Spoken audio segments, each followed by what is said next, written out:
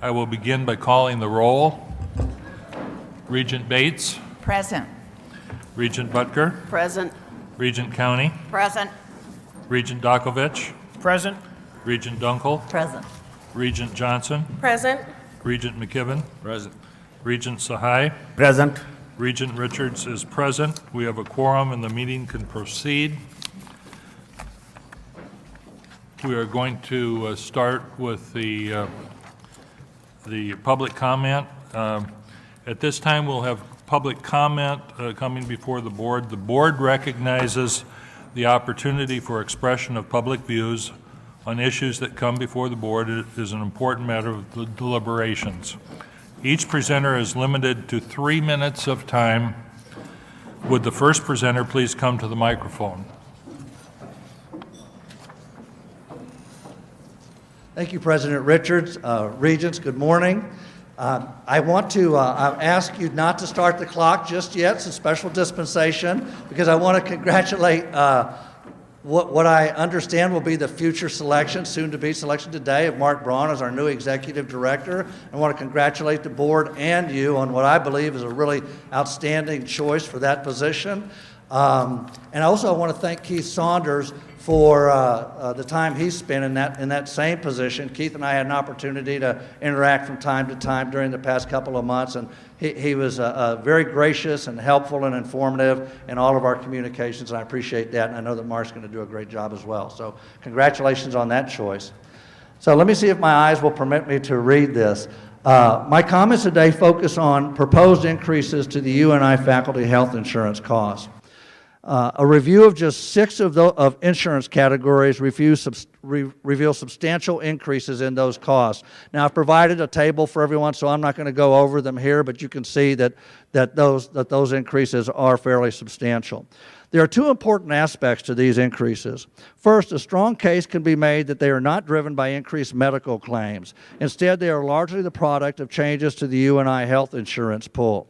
Second, very important, coupling these increased costs to our health care to a 1.1% pay increase will effectively reduce the compensation of many of our faculty. This change will be especially hard on the newer members of our faculty. Stop the clock. All right. The labor market for qualified university professors is tight.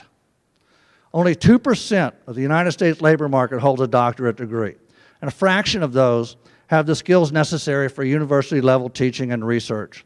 With these facts in mind, I'm here to ask you to chart a new direction to your approach in setting fiscal priorities for UNI. Time does not permit a detailed discussion of this recommendation, so please allow me to just make a couple of supporting comments. First, the board should not emphasize investment in UNI's physical capital over its investment in human capital. By now, it should be plain to everyone that new building projects are not going to improve our enrollment numbers. This is not to say that we should allow the quality of our physical structure to become unsafe or to become exceedingly expensive to maintain. But do you know that during the past 5 years, the number of tenured and tenure-track faculty at UNI has declined almost 12%? That during the past 10 years, that decline was 10%. And during the past 10 years, while that decline in tenured and tenure-track faculty was occurring, the total UNI workforce actually increased by 2%. Now, for many years, the board, UNI presidents and provosts and others have promoted UNI as a university where students can have a closer relationship with professors, a closer relationship than what they would expect in a larger R1 school.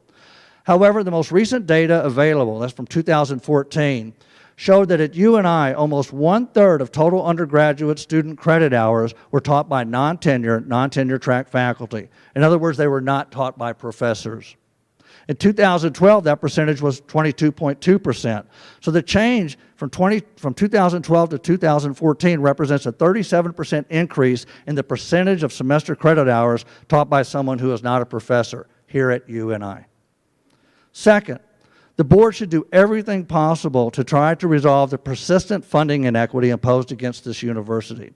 UNI currently receives only 19% of the total operating funds appropriated for Iowa's 3 universities. Now, this is definitely an improvement, and it's appreciated. We're moving in the right direction. But the status quo on this issue is simply not sufficient and definitely is not fair to our students, faculty, and staff. The board should make it your goal to increase this percentage to 25%. I don't think that's outrageous at all, given out of 3 universities that we would receive, only one-fourth of the appropriation. In closing, I want to acknowledge the very difficult and important responsibilities you have. What I'm suggesting today will not make your work any easier, but it will prevent you and I from reaching a tipping point from which it might not be able to recover. Your volunteerism and hard work is much appreciated. I know you do this because you care about our universities, and we do as well, and we want to join with you to do everything possible to enhance the support of this university so that we can all do a better job for our students. Thank you.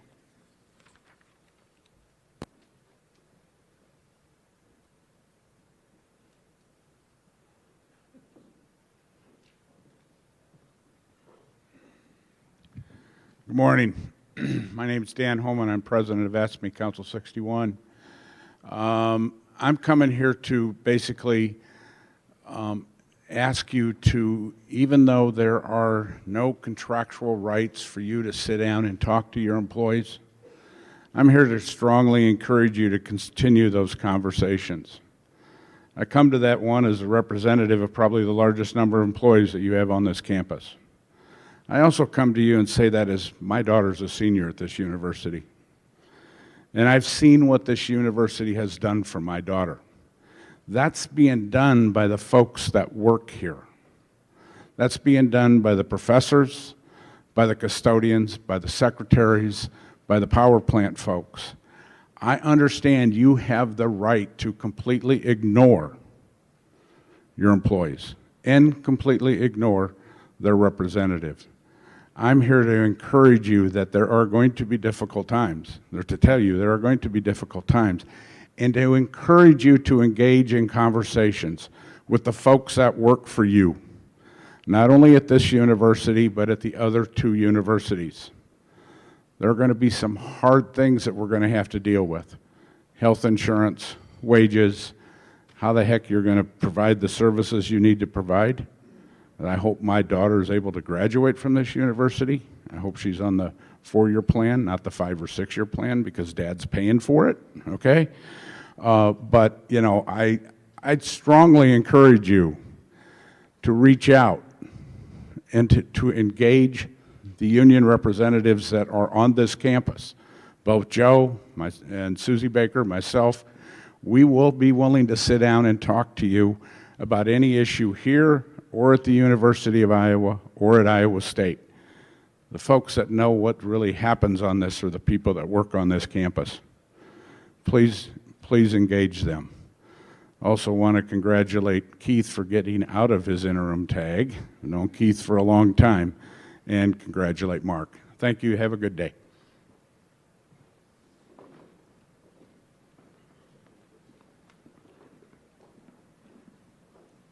Good morning, President Richards, members of the board. I'm Bob Downer. I'm a lawyer in Iowa City, and I'm here on behalf of the Iowa Laborers, Employers Cooperation and Education Trust, an organization of contractors and employees who are engaged in the building trades. And an issue has been raised a couple of times in communications from this group that we wanted to bring to the board's attention with regard to whether Knutson Construction Services Midwest constitutes a responsible bidder for purposes of being awarded construction contracts under the jurisdiction of the Board of Regents. This largely arises out of litigation that has been commenced by the board and by the University of Iowa against Knutson in Johnson County District Court, arising out of what is alleged to have been defective construction of the old Capitol cupola and other problems that arose as a result of the fire in 2001. There was allegedly defective work that was uncovered in 2011 and 2013 that did not meet the plans and specifications according to the university's and the board's petition, and that is in the process of litigation at this time. The petition alleges, among other things, that Knutson failed to construct the project in accordance with the plans and specifications and industry standards, and that Knutson has repeatedly refused to complete the project or to correct the deficiencies in the project. It's also indicated that there was a breach of express and implied warranties with regard to that construction work. This case is in the process of moving toward trial at this point in time, and there has been a trial date set on this for approximately a year from now, October of 2018. What I have been saying to you might just be passed off as lawyer talk, which we've been accused of engaging in over time. But it's also important to look at the court rules in Iowa where, when a petition is signed, this represents an affirmation by the signing lawyer that it is well grounded in fact and is warranted by existing law or a good faith argument for the extension, modification, or reversal of existing law.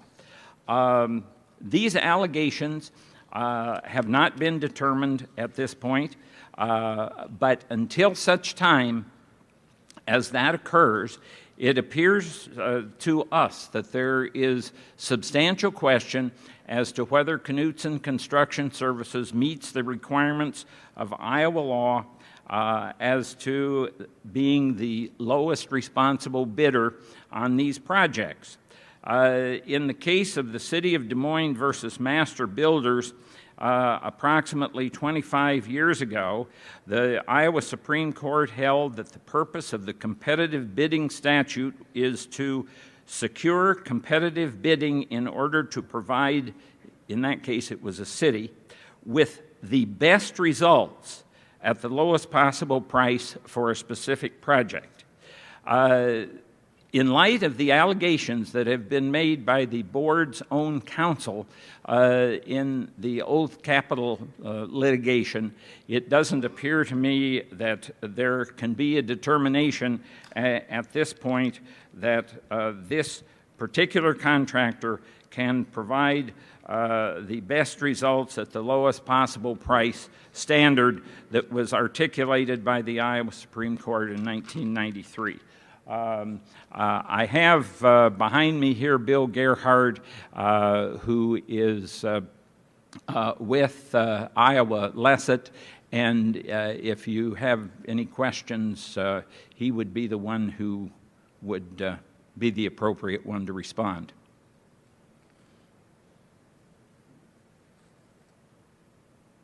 Thank you.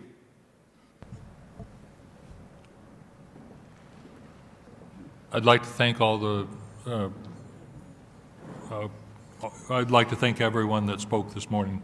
Now I'm going to turn the meeting over to Regent Bates, who will run the University of Iowa Hospital and Clinics meeting. Thank you.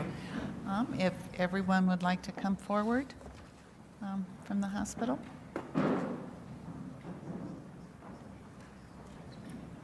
The first item of business are the minutes. If everyone has had a chance to look at those, are there any questions or corrections? If not, do we have a motion and a second to approve? I'd make a motion to approve. I'll second. A motion has been moved by Regent Dunkel and seconded by Regent Johnson. All those in favor say aye. Aye. Good morning, everyone. So we look forward to your presentation. I'll go ahead and turn it over to you. Bates, President Richard, member of the Water Region. We are quite pleased to be here this morning. I'm here with Ken Case, the CEO of the University of Iowa Hospital and Clinic.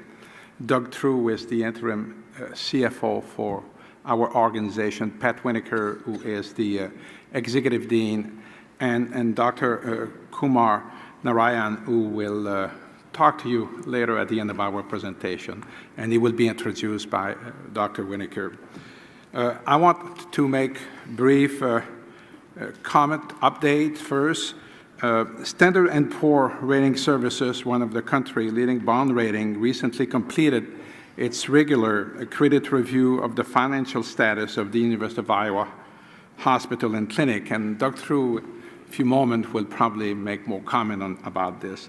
I'm pleased, however, to say that we learned last week that the agency reaffirmed our rating of AA, which put us among the highest rated nonprofit hospital in the country. And to put that in perspective, if we compare this rating to other academic health centers in the Big Ten or across the country, this is where we are, understanding that AA is one of the highest ratings you can get from an academic medical center. Indiana University Health is AA, as well as the University of North Carolina, who is in our P group. Now you have the University of Wisconsin, AA-, University of Chicago, AA-, University of Minnesota, A+, University of Illinois, A, University of Maryland, A negative. Now, if you look at other large academic health centers in this country, Mayo and Duke are at the same rating than we have, AA. Now, University of Pennsylvania is AA-. Cleveland Clinic, AA-. Johns Hopkins, AA-. Kaiser, large organization, AA-. UPMC, probably the largest academic health center in the country in terms of revenue, is A+. Then I think it's remarkable that we've been able to achieve this rating. And the rating committee noted our consistent volume growth, broad footprint throughout the state, and strong relationship with the university. And the committee also commented on the value of having a fully integrated health system. In that regard, they mentioned that UIC has good strategic, financial, and capital planning practice, and that the management team, and in this case, really a lot of credit should go to Ken Cates, has historically been effective in executing its plan and including preparing for reimbursement shift from fee-for-service to value-based payment. I think this is, I want really to congratulate everyone on the team who has done tremendous work over the years to maintain this rating and continue to be at this level. Now, we had also earlier this week a representative from the Liaison Committee on Medical Education, LCME, visited the University of Iowa for reaccreditation site visit to review the Carver College of Medicine. Our last LCME review occurred in 2009 and resulted in full accreditation.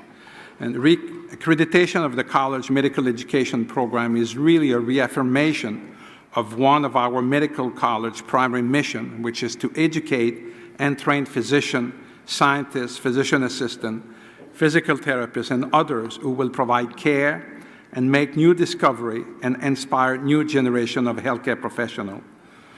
Both the level of detail that was reviewed by the committee and the degree of preparation for the visit was unprecedented in our collegiate history. Preparation from this visit included an extensive self-study that went over almost 2 years and involved thousands of hours of work by more than over 100 faculty and staff members. And the 5-member LCME team survey focused on all aspects of medical education program, including our branch campus in Des Moines, and they also review aspects of other collegiate programs, including the hospital and the healthcare campus. During the exit interview yesterday, I think what is important, and Pat may summarize some of that in a second, usually in an exit interview, they tell you the bad thing. They don't tell you about the good thing. Then the good thing they didn't tell us, which I think is very positive, they had no comments about the quality of education of the student, which means it's quite good. There are no comment about the environment, the culture, and so on. And I think this is very positive. But they had few comments that Pat may want to.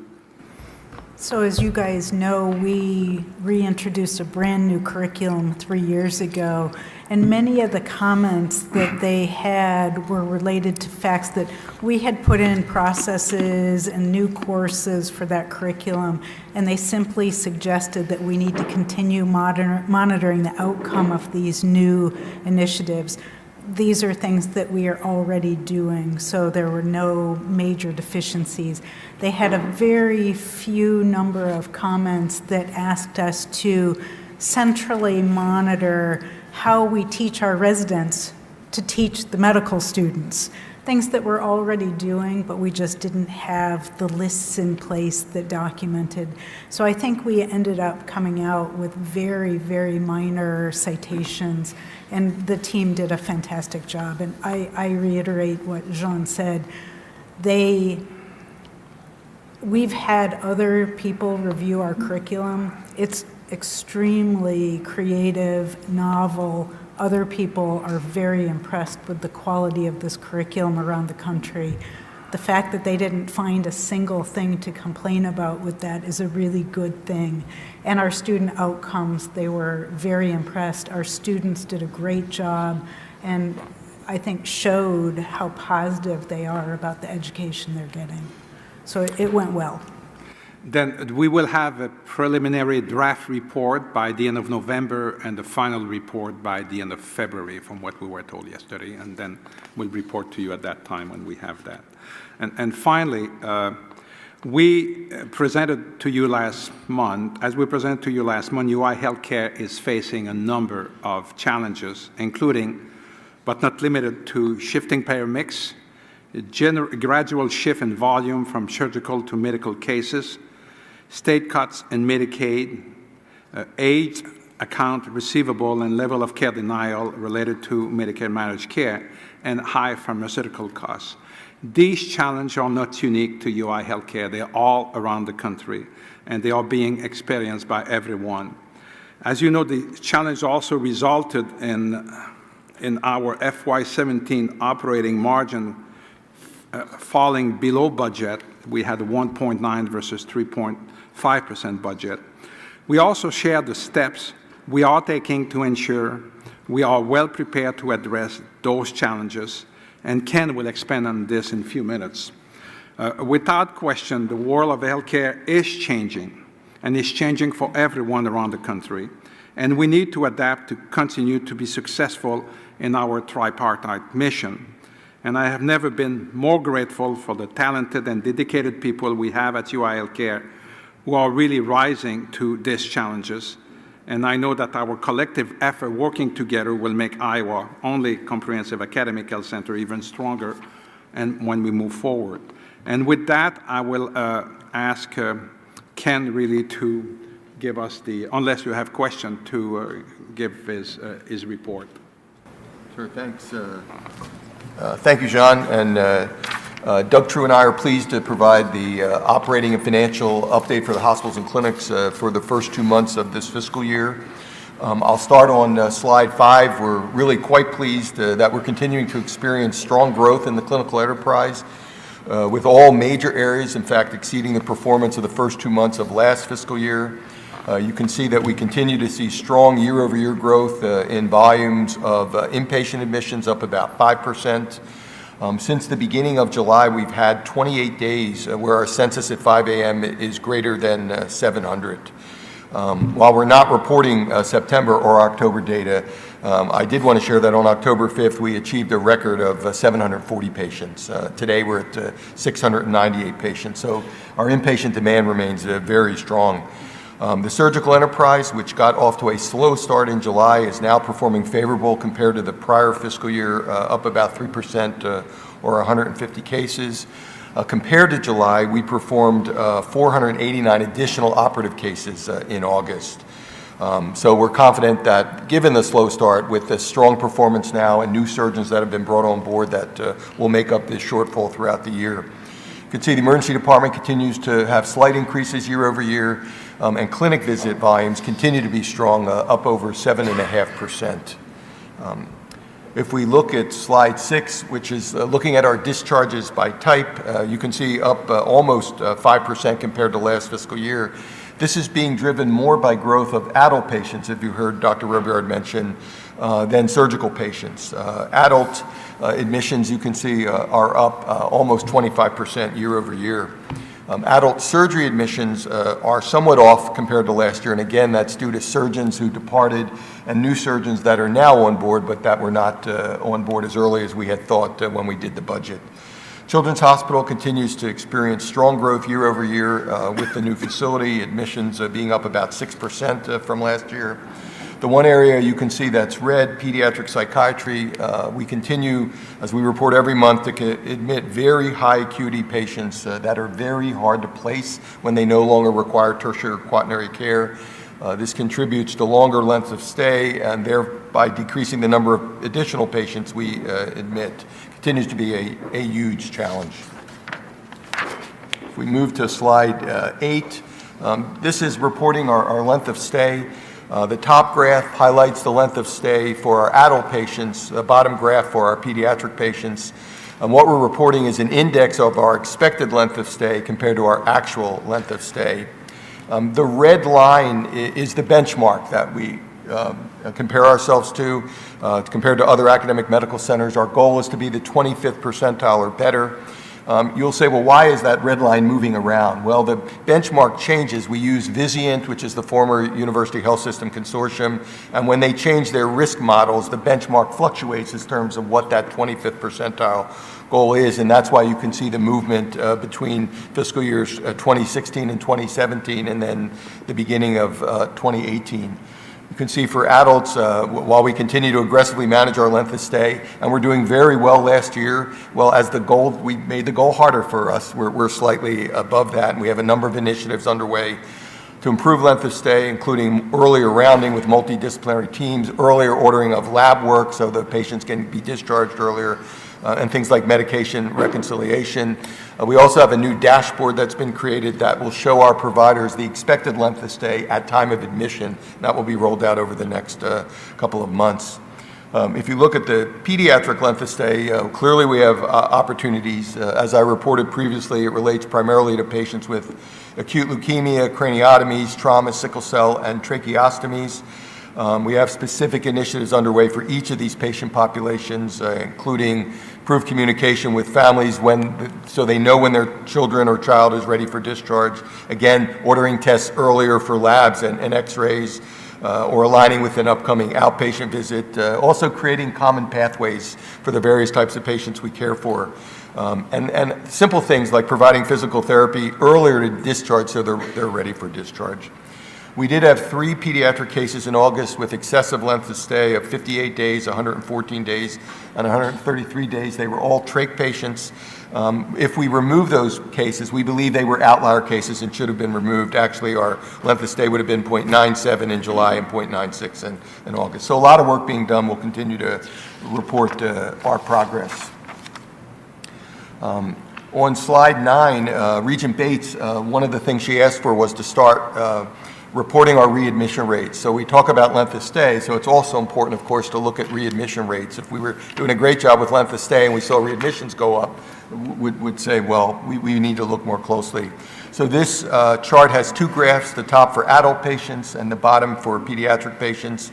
The red line is the targeted benchmark. You can see for adult patients, we continue to perform under the benchmark. You can see down below for pediatric patients, we generally perform under the benchmark, but there have been some months driven by some outlier cases, of which we review all of them where we're above that. Some of the challenges we specifically see relating to readmissions, especially in the children's enterprise, relate to socioeconomic conditions, proper access to medications, living environments, and so forth, adherence to post-discharge recommendations and comorbid conditions. We're continuing to work and look forward to provide an update on our progress. This is an important metric to track as well. Slide 10 looks at our case mix index, again, the acuity of our patients. You can see it continues to trend up. The gray line is Medicare, the gold line is all payers.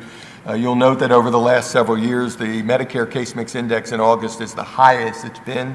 If we compare our Case Mix Index over the past 10 years, it's increased by 15%. And when we compare ourselves to the other academic medical centers in our cohort, we're at about the 70th percentile. So we continue to take care of very sick patients. If we move to slide 11, this is looking at total surgeries by clinical department. As I mentioned previously, August was a strong month, performing almost 500 more cases than July. We now have new surgeons who have been recruited that have started and established their clinics and are ramping up their practices. The two major services that are still red, neurosurgery and otolaryngology, had stronger volumes in August. The new surgeons have started, and we're confident, as I mentioned before, by year end we will in fact be performing as we had projected. If we look at slide 14, the emergency department continues to experience strong volumes, seeing over 10,000 visits in the first 2 months of the fiscal year. A third of all our ER visits continue to be admitted to the hospital, and almost 60% of all the hospital's admissions come through the emergency department. We continue to be very focused to improve access and throughput through the emergency department, which is linked to access and throughput to the main hospital, and so a lot of focus there. And slide 15, the last slide I'll focus on, looks at our total clinic visits by area and by location. You can see up over 11,000 visits for the first 2 months of this fiscal year. We're very, very pleased with the continued strong demand, almost an 8% increase.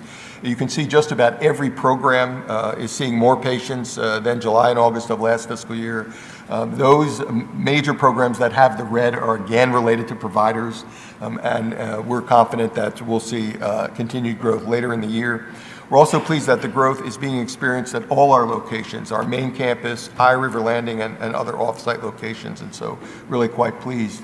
Before I turn it over to Doug to talk about our financial performance, I wanted to briefly report on the several initiatives we have underway to ensure we hit our budgeted operating margin. As we reported last month, we have an initiative focused on expense reduction, such as reducing the use of agency nurses. And I'm pleased to report over the past 2 months, we've reduced 99 agency nurses. Our goal is to reduce 151 by January 1st.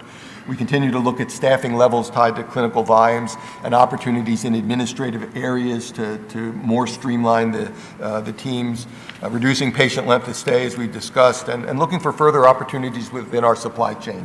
Continue to negotiate with our vendors. Our faculty do a great job working with us, so we ensure that we're getting best prices in the country. Also have a number of initiatives to increase revenues, such as improving access and throughput to further grow patient volumes.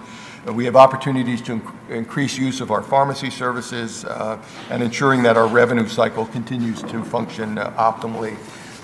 We've been working on many of these for many months before this fiscal year, and we're pleased with our progress. As we also reported last month, we've deferred a number of capital projects and major equipment acquisitions, which will reduce our capital spending by about $60 million compared to what we had initially budgeted. Happy to answer any questions before I turn it over to Doug. Yes, Regent Dunkel. Thank you. So my question about the nursing shortage and the fact that you use the outside agency and the other hospital that's in town that had a big layoff, were you able to take advantage of some of those employees and your numbers of employees are up, down? Yeah, so it's a great question. So the vacancy rate at our place, it's very high in the country. It's been as high as 13.65% in March. We're pleased it's down to 9.96% now. We've had health fairs. We specifically targeted Mercy, Iowa City staff that might have lost their positions. That's a wonderful community hospital. And so we're pleased with our progress. We're recruiting a lot of nurses there in orientation. While the agency nurses do a wonderful job, they're a lot more costly, and we want our full-time staff on the team. So we're making progress. That's a great question. Good, thank you, and keep graduating them too. Yeah. Yes, yes. Yeah, thank you. Any other questions before? Okay, go ahead. Thank you.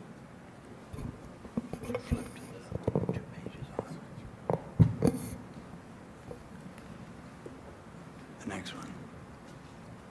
Yeah, thank you. I'd like to first of all say something about the Standard & Poor's review that Jean Robillard mentioned earlier and gave you some perspective about, because what Ken was just talking about was absolutely a critical piece of their viewing us as a stable AA credit, and the stable part particularly. They looked at fiscal 17, which, as John said, wasn't up to budget. It was a pretty good year, but not perfect. They also had a couple of months within fiscal 18 to look at. July, which was not very good for the reasons Ken mentioned because of the surgical volumes and some other things, but also August where there was a strong bounce back. So all of that was shared, but what was really fundamental to them, I believe, was the responsiveness going forward, the things Ken has mentioned, manage of capital, reducing capital in years where you need to do that, managing personnel, managing overall expense, and then also managing the revenue side, make sure your collections are optimal. Spent a lot of time with them, and I think they were very pleased with that, and also we're pleased with the way the university and the hospital responded right after the recession of 2008. Go through the same thing. It was a different problem. I think it was a volume problem principally, but basically at that time the credit agencies were told what was going to be done. That was done, and it had the outcomes that were expected. So that was a very important factor, what their perception is of what's going on now and what's going to go on in the next several months. So I thought I'd start with that.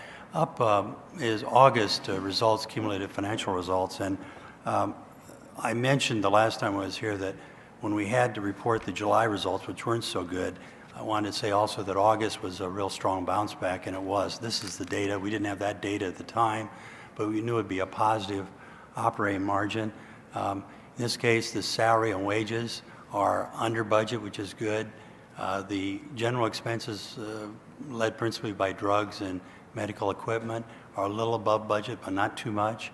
And there wasn't much strength yet on the revenue side in terms of bouncing back in terms of collections, but that would come in September, and I want to say something about that in a minute. So this was a very strong and near budget operation in August, and in part made up for July. One of the things I'd like to do is, since we have September, and even though you don't have it in front of you, just to mention a few things about it.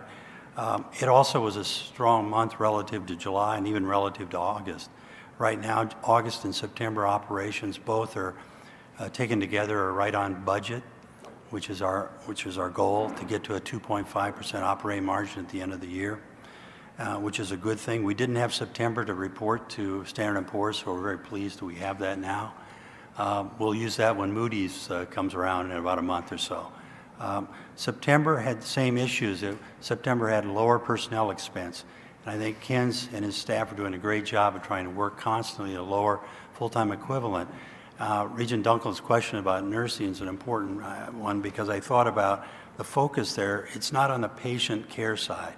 It's on the non-patient care side where that focus is of reducing FTE. It's a very important thing to look to make sure we're absolutely lean in every area, and also make sure that we have adequate clinical support staff to deal with the strong volumes that Ken has mentioned. So September was a good month. We're hoping October is yet, but we don't know.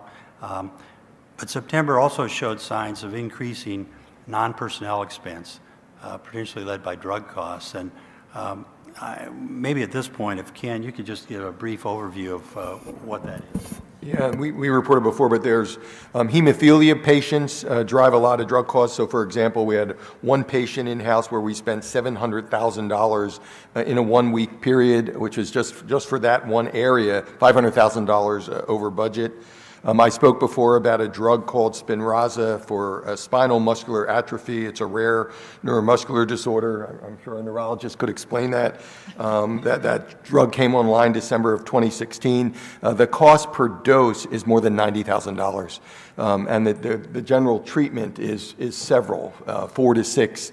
And we have several patients under that treatment. And while we'll eventually generally get paid, I mean, we have all those costs that are hitting the ledger. So there are examples like that. We have high-cost cancer drugs and so forth. So that's driving most of it up. We also had a busy month in the OR. As I said, cases are up. We had a greater percentage that are implant cases, and implant costs generally drive up our expenses as well. So that's just another headwind that has to be overcome somewhere along in the expense budget, and Ken's focused on that.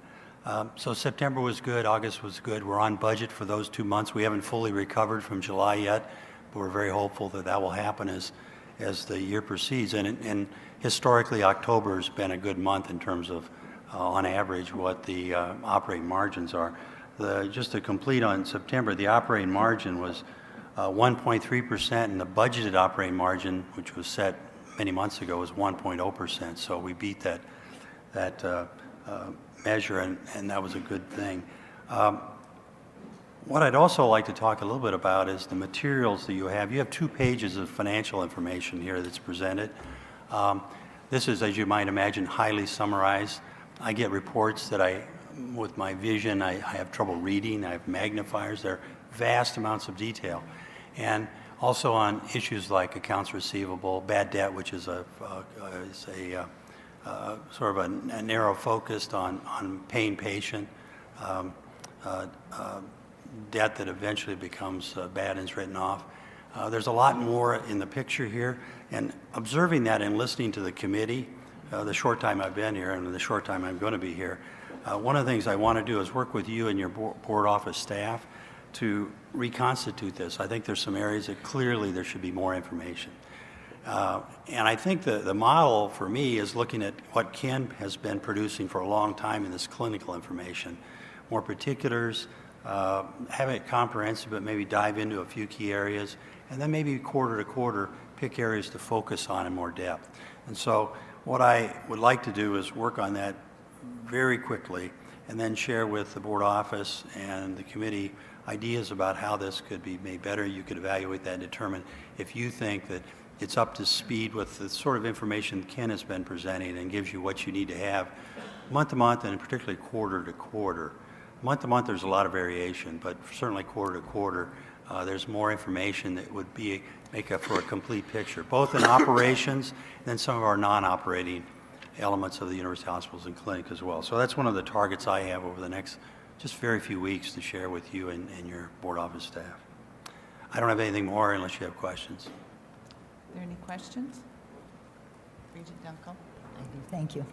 And thank you for bringing that to our attention, reminding us about the bad debt is at an all-time high, and we kind of had this discussion the other day. So our question, just for the benefit of the rest of the board members, is that we've asked for recoveries. We'd like to see a list of how the recoveries are being recouped and hopefully offsetting some of this, what we do have for bad debts, because that's an important part that as we're charging this off, that ties in with our loss of $6 million. And if we can bring that back on as of August, as of the reports that we have here, our net income. So I appreciate very much that. So I did have a chance to look at the Standard & Poor's report, and it said that we were able, one of the 4 or 5 points that they made to our benefit to giving us that AA rating was the fact that our reserves had been replenished to some degree. Could you address that for that piece of the Standard & Poor's, that we have a reserve that Sure. Fortunately Sure. came? They look at a number of things, and 2 critical things they look at are on operations, the operating margin. There's several margins they look at, but the operating margin, which is after depreciation, they focus on. So we focused a lot on that. On the balance sheet, they focus on many, many things, but the thing they seem to focus most on are coverage of the debt service, and we have low debt, so that's good. And our coverage is over 5. And also days cash on hand. And that's something that's been talked about for a long time. Days cash on hand in our category is substantially higher than what university hospitals have had. And it's reduced over time. And one of the things that our VPMA, Jean Robillard, was able to do cooperation with the UI Physicians Group, which is our practice group, and the university hospitals and clinics, is transfer funds in a way that would benefit the hospital and still have the benefit of staying within UI healthcare. These are substantial funds. These are earned by over time in the hospital by our physicians, and they're what they call are trust funds. And I'm hoping Jean in a minute can make sure he rounds the edges on my explanation. These trust funds, we have mandated that they be a minimum of 3 months per practice. A practice, for instance, is dermatology as they practice, and there's several different departments. And we encourage 4 months, and some of them are up higher than that. These funds are really there to be there in case of need long-term. They are not there to be spent.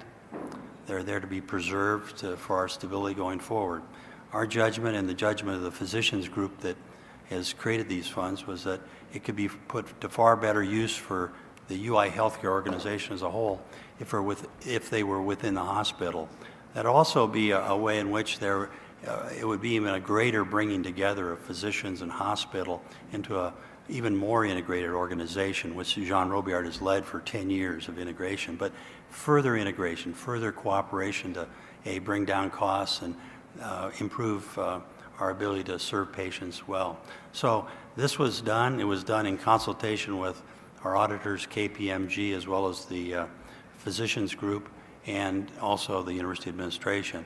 One of the things that S&P commented on in particular in there was the level of cooperation within the university among units, not just UI Healthcare and the university and the UI physicians, and they saw this as an example of that. So my net of all of this is these funds are still in UI Healthcare. Nothing's changed there.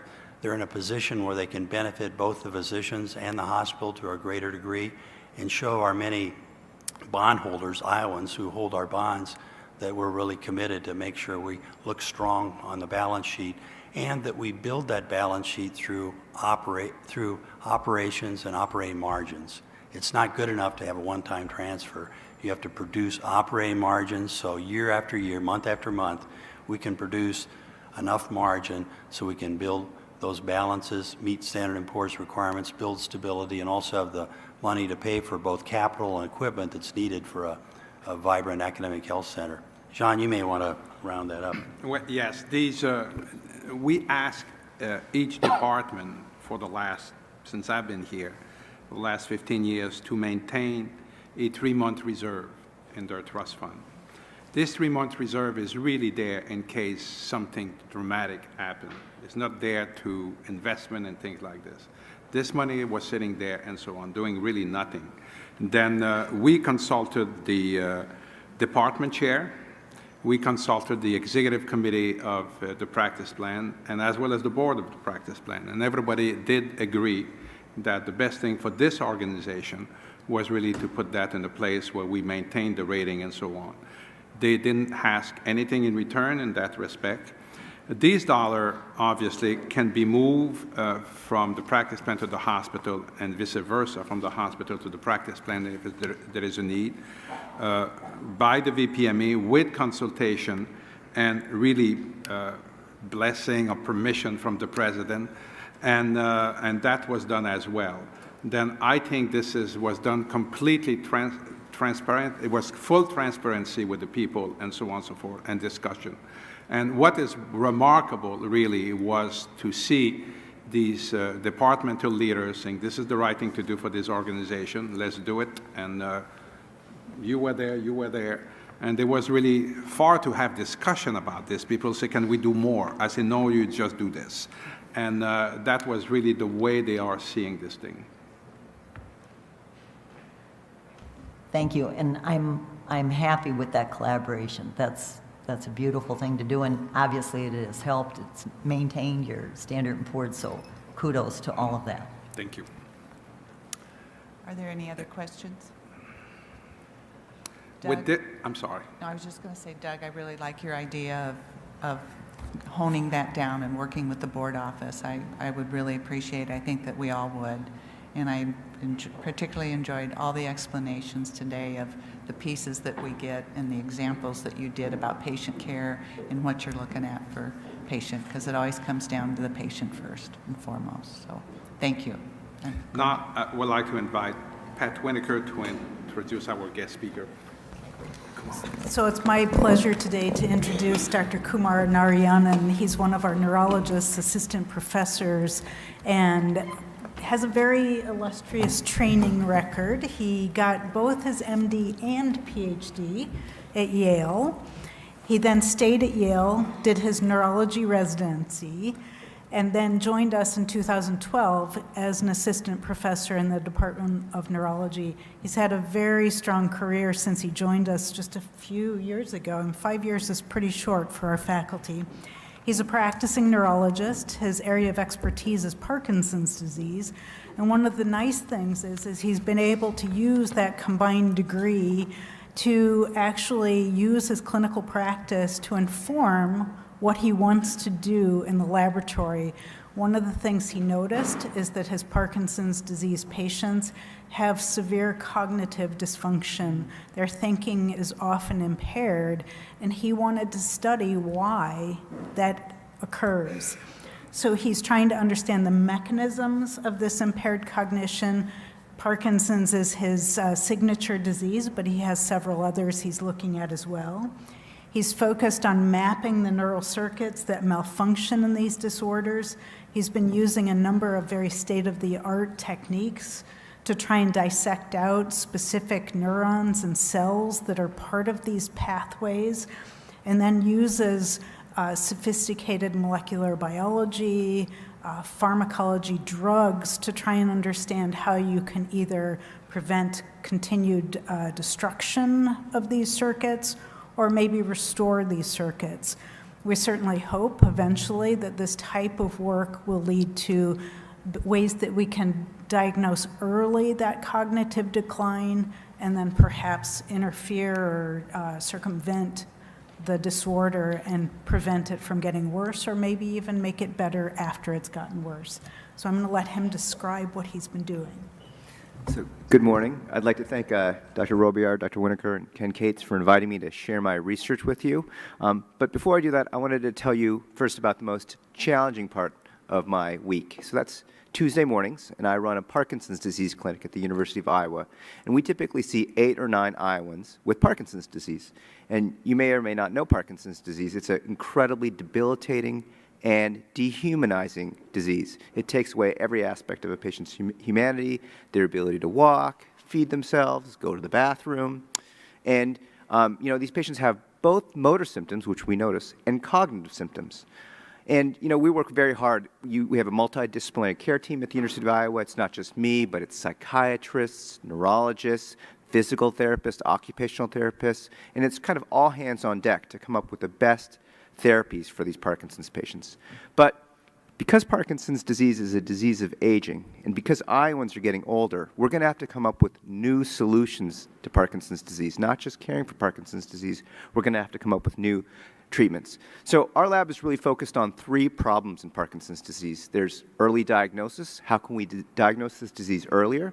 And if we can diagnose the disease earlier, how can we protect these circuits that are dying in Parkinson's disease?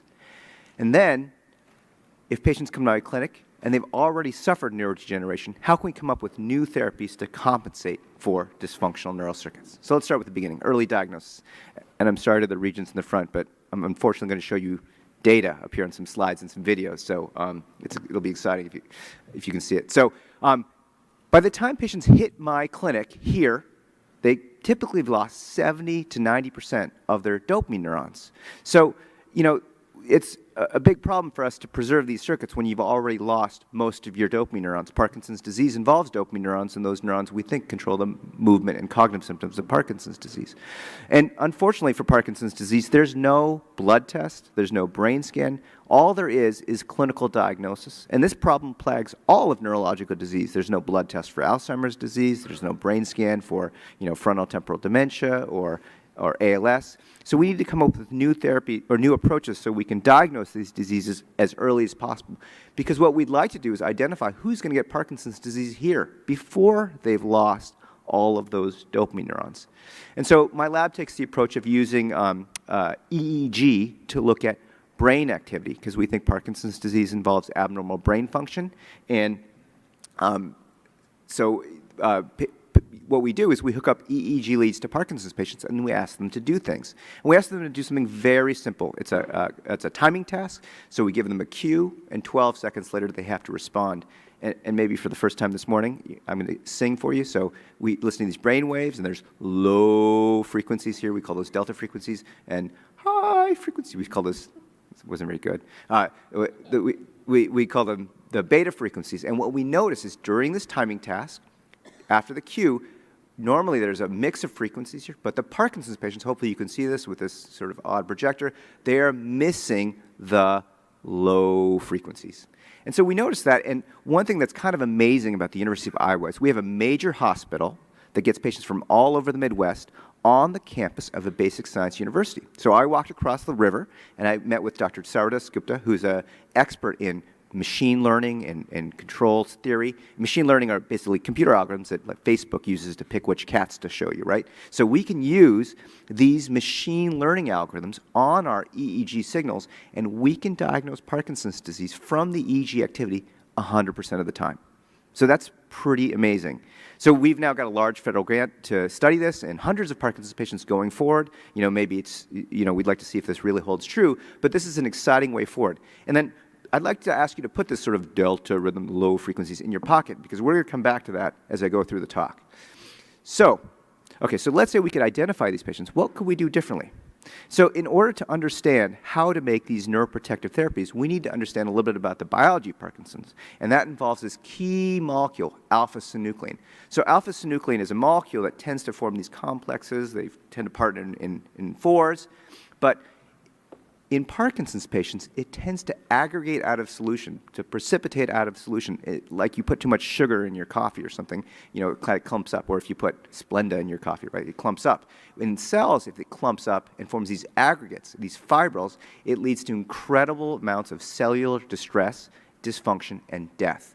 And so one idea that we've had is we've engineered a virus, and this sounds scary, but this virus is a way to deliver protein directly to the brain. And we can use this virus to decrease the amount of alpha-synuclein, and we can almost, so this is an animal expressing alpha-synuclein, and if we put our virus in, we can almost perfectly protect against this aggregation of alpha-synuclein. So this is a kind of a, you know, a therapy that's just getting started, but we're interested in developing therapies like this for our patients with Parkinson's disease to see if we can protect against neurodegeneration. Another therapy, so the viral therapy is you know, years away, decades away. This therapy might be years away. So one thing about the University of Iowa where we work is there's a group of physician scientists, and we work in labs, and the labs really have no walls. And that leads to all these kind of interesting discussions that you wouldn't usually have at a major university. And so one of these people is Andrew Pieper. He's a psychiatrist, and he's an expert in neurodegenerative disease. And he discovered a compound that protects dopamine neurons from failing.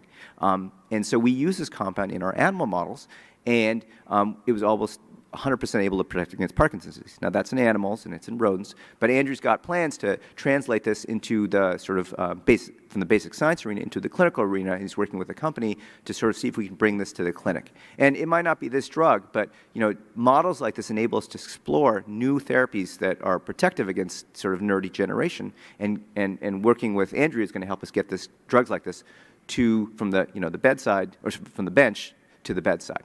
Okay, so unfortunately, drugs like this are not going to help patients that already have Parkinson's disease. I told you by the time they come to the clinic, they've lost 70 to 90% of the dopamine neurons. So one thing that we do that's kind of amazing is this therapy called deep brain stimulation. So here's a patient with Parkinson's disease. Let's see if I can play with.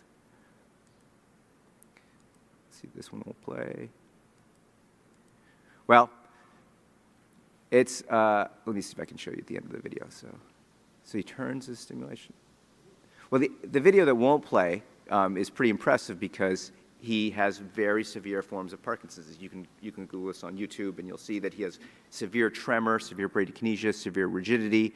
And here he is on brain stimulation, and he's able to sort of move much more fluidly. And I would challenge you to say that he has Parkinson's disease based on, you know, your ability to watch him on YouTube. I can tell by his blink rate, by his facial frequencies, but this brain stimulation is almost perfectly able to ameliorate the motor symptoms of Parkinson's disease. And in the year 2017, this is, you know, the standard of care. If you have really advanced Parkinson's disease and you're failing our medical therapies, you will come to our clinic and we will recommend you for brain stimulation, where we'll put these electrodes deep in the brain, in the part of the brain called the subthalamic nucleus.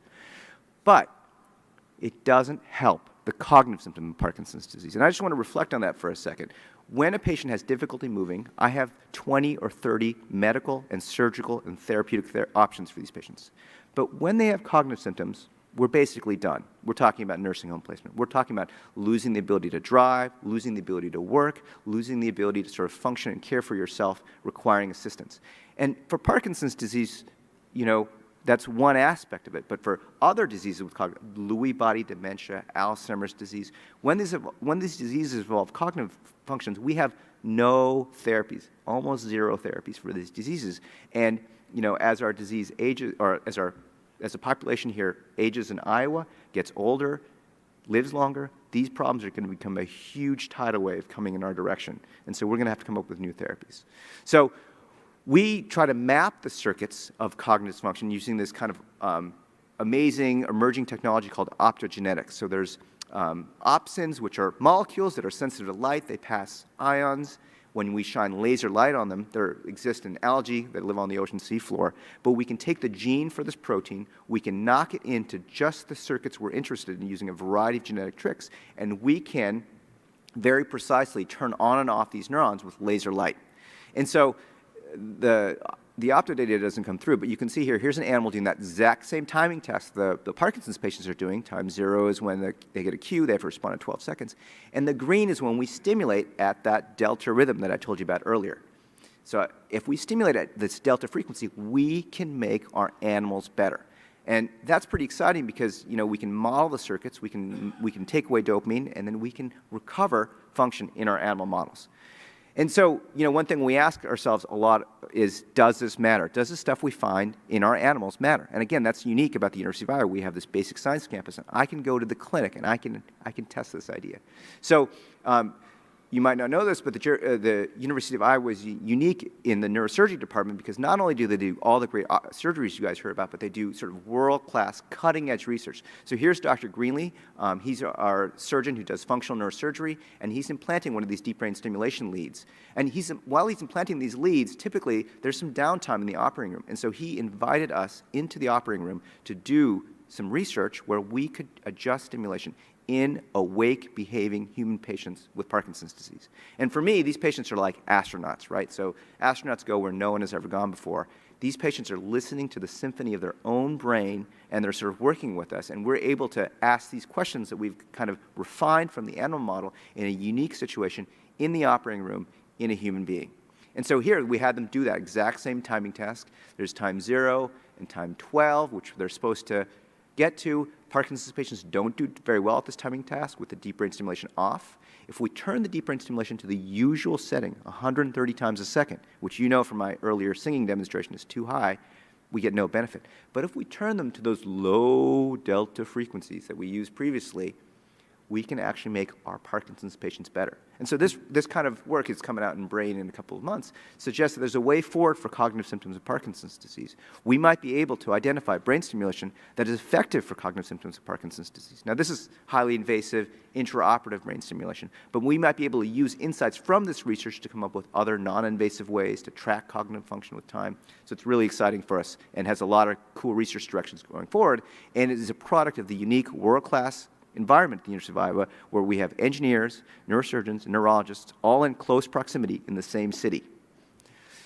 So, you know, I've told you about early diagnosis, I've told you about slowing the disease down, I've told you about compensating for neural circuits. Thanks for your attention, and if I talked too fast or got too excited, any questions you have, thank you very much. Do I have any questions? Regent McKibben. Please. Oh. Thank you. You used the term a couple of different times, by the time they come in, and early were terms that you regularly used. So assuming that people get, let's say, an annual physical at their hospital in their community, will there or is there a methodology, or are you finding something to where your doctor that you have in your hospital, in your community, able to do something or find something, or are you working on where they will be able to do that so that you go in your annual and they say, you better head to Iowa City? So Thank you for asking that question. It's really insightful, particularly for the geography of Iowa. So, I trained in New Haven, Connecticut, and a lot of people in New Haven, Connecticut. But in Iowa, in Iowa City, population is 75,000. My patients come from all over Iowa. They drive from like Red Oak or, Council Bluffs. I'm learning that, clearly 4 or 5 hours. This is a patient with Parkinson's disease coming to see us. And one challenge is this is the tip of the iceberg. There's probably patients who aren't getting to see us, probably because of the delay or because at that annual physical, you need, someone who's a specialist in Parkinson's is all I do, right? I'm dreaming about Parkinson's at night. I wake up, I do Parkinson's all day. So I'm an expert in Parkinson's disease, but asking your community physician to detect that requires a fair amount of expertise. And so that's why I'm really focusing on a technique like EEG. In the grand scheme of things, compared to the drugs you heard about, EEG is pretty cheap. A good EEG rig is $20,000. You can probably get away with $5,000 amplifiers. So you can have that in your community hospitals in Maquoketa, in, small Cherokee, Iowa, like small towns that don't have, the sophisticated resources. And if we have these objective data, we might be able to help our referral base, getting these patients to the University of Iowa quicker, getting them on the therapies they need, or if these neuroprotective therapies come online, getting those to these patients more quickly. And it's also a feedback loop. Right now there aren't any neuroprotective therapies, in part because we're not diagnosing patients earlier.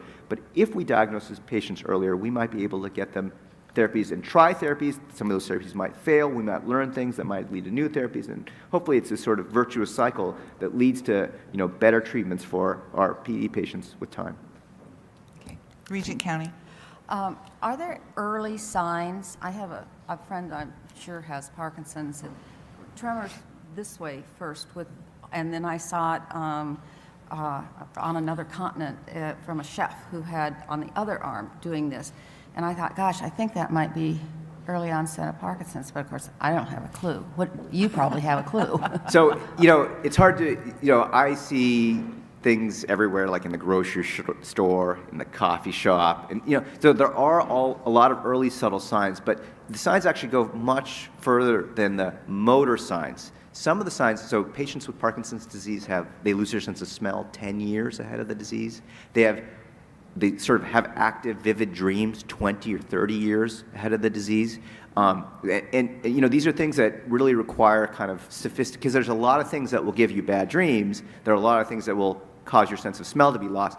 And there are a lot of things that will give you tremor. And so, sorting that out and coming up with some sort of algorithm would be incredibly helpful. And that's something also we're working at just at a basic clinical level. Like if you had a checklist, go see your doctor kind of thing. So yeah, it's an insightful comment on your part, and we're working on that as well. Thank you. Okay. Any other questions? I have a question, Dr. Narayan. What do we lose more, the neurons or the terminals? Oh, it's a great and fairly sophisticated question, and I think we've talked a couple times, over the phone about patients, but neurons, with dopamine, they're very small, a couple microns across, and they project all over your brain.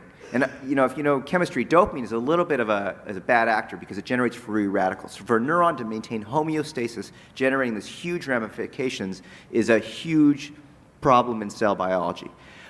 Typically, we think that the dopamine is made at the neurons, and those are the places where the synuclein is made, and those are the places that aggregate. Because if a neuron loses its terminals, it can grow them back. Because for the neuron's sort of the tip of that iceberg, there's a whole bunch of cells called glia that sort of light up the pathway, and so if the neuron loses its sort of synapses, it can grow them back. But if you lose the cell body, that's a problem. It's not coming back. And it's even more sophisticated than that. Look, if you put it in stem cells, which we did, not I did, but neurology did in 2002, those new stem cells tend to have this toxic alpha-synuclein. So it's really this toxic alpha-synuclein. If it's around, it will kill and infect cells, kind of like a virus. We think it's like a prion mechanism. So it's neurons, and we think that we need to sort of interrupt that process as early as possible. So, like you indicated, it's a geriatric disease, more or less. I guess I'm falling in that category now. But I'll ask a question. If we delay the disease by 5 years, let's say, by prevention only, what would the effect of that in the population at large? So, I'm not trained as an epidemiologist. I can't give you numbers, but I'm going to put a human cost on it. So the motor symptoms of Parkinson's are what we think of. But as I told you, I have great therapies for the motor function. I have, many, many therapies. And if my patient can't move, there's a healthcare disability, a cost of a fall.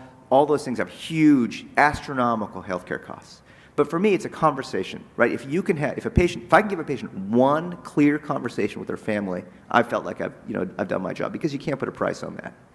So we work hard to prevent falls and, prevent motor disability. But the cognitive disability, so these patients with cognitive disability also, they live, but they kind of live in this netherworld where they can function, their heart beats, but they don't engage with life. And so it's not a meaningful life.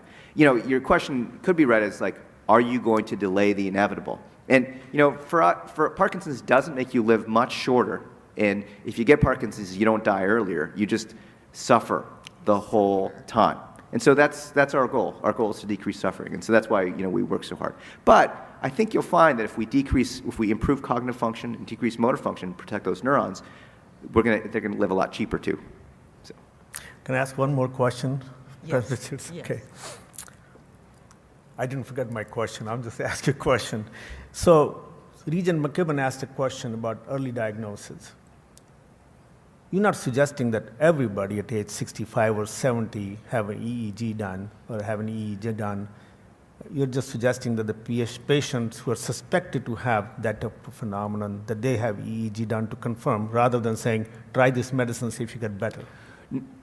I wouldn't suggest that at all. So I would suggest kind of a two-pronged approach. So maybe there's a set of 10 screening questions with these sleep and these and tremor, and and if you rule in for these 10 screening questions, you go see some sort of provider who, hopefully, it's not just the EEG. Hopefully, work done across the country, we'll have a consensus on how to go forward. Maybe it's an EEG study, maybe it's a PET study, although that requires a lot. Maybe they're blood tests. Maybe it's a spinal tap. Maybe it's some combination of these tests, and we can come up with a two-stage approach where there's a screening approach with a high sensitivity, low specificity that's followed up by a secondary test with a high specificity and a low sensitivity. So yeah, we need to do that. But here in Iowa, where we have this sort of hub and spoke, where there's physicians at the University of Iowa, but there's spokes all over the state. And really, if you think about it, all over the Midwest. I have patients from South Dakota, North Dakota, Western Chicago, Northern Missouri, patients who don't like mayo. They all come to see us. Sorry. And I hope you have more spokes out there, so that's what you need. Yeah. Okay. Any other questions? Thank you so very much. And passion is what's needed. And with that, you certainly show caring for the patient and the family. Thank you very much, very much.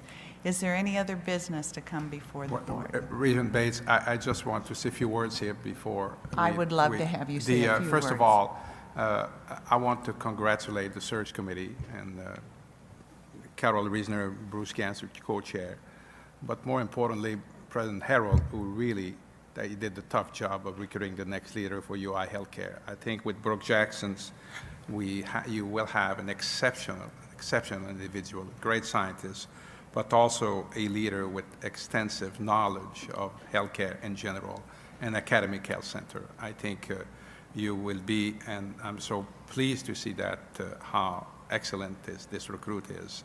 That would be my last meeting, and I can tell you that it's been great for me to serve the university, to serve UI Healthcare, and as vice president, as well as dean. And there are many people I want to say thank you to, but especially Kent Case, who I've been working with for 10 years. Kent has been a tremendous partner in good time and in tough time. And also Pat Winokur and Doug True. And Doug, I've worked with Doug for not just in his present function, but before. And Pat, who really, over the last year, gave me tremendous advice, and it's been a pleasure to work with her. And I want also to say thank you to Bruce Harold, who really, really supported our vision and continue to support it, and has been a tremendous advisor for me and for all of us at UI Healthcare. But more importantly, I really want to thank the Board of Regents, the member of the board, who have been very supportive of what we've done over the years. When times were difficult and times were nice, I think support has always been there. And I'm really looking forward to see UI Healthcare really getting to new heights of excellence over the years, and I think that's what you will get with Brooks Jackson, and I'm really pleased to see that. Thank you. Very nice. Now, we aren't quite done yet, so if you will just sit tight. With many emotions, sadness that you're leaving, excitement for you in your next venture, I'd like to read something. Okay.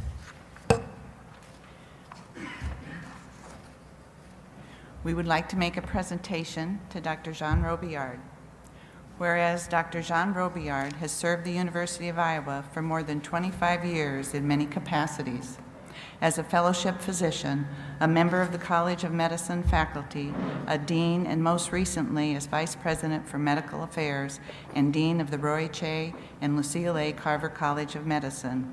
And whereas in the past decade, under Jean's visionary leadership, the UI Carver College of Medicine, UI Hospitals and Clinics, and UI Physicians Faculty Practice Plan became a fully integrated academic medical center known as the University of Iowa Healthcare, which has benefited all aspects of its tripartite mission of education, patient care, and research, has become a strong economic engine in the state, and has earned a strong national reputation.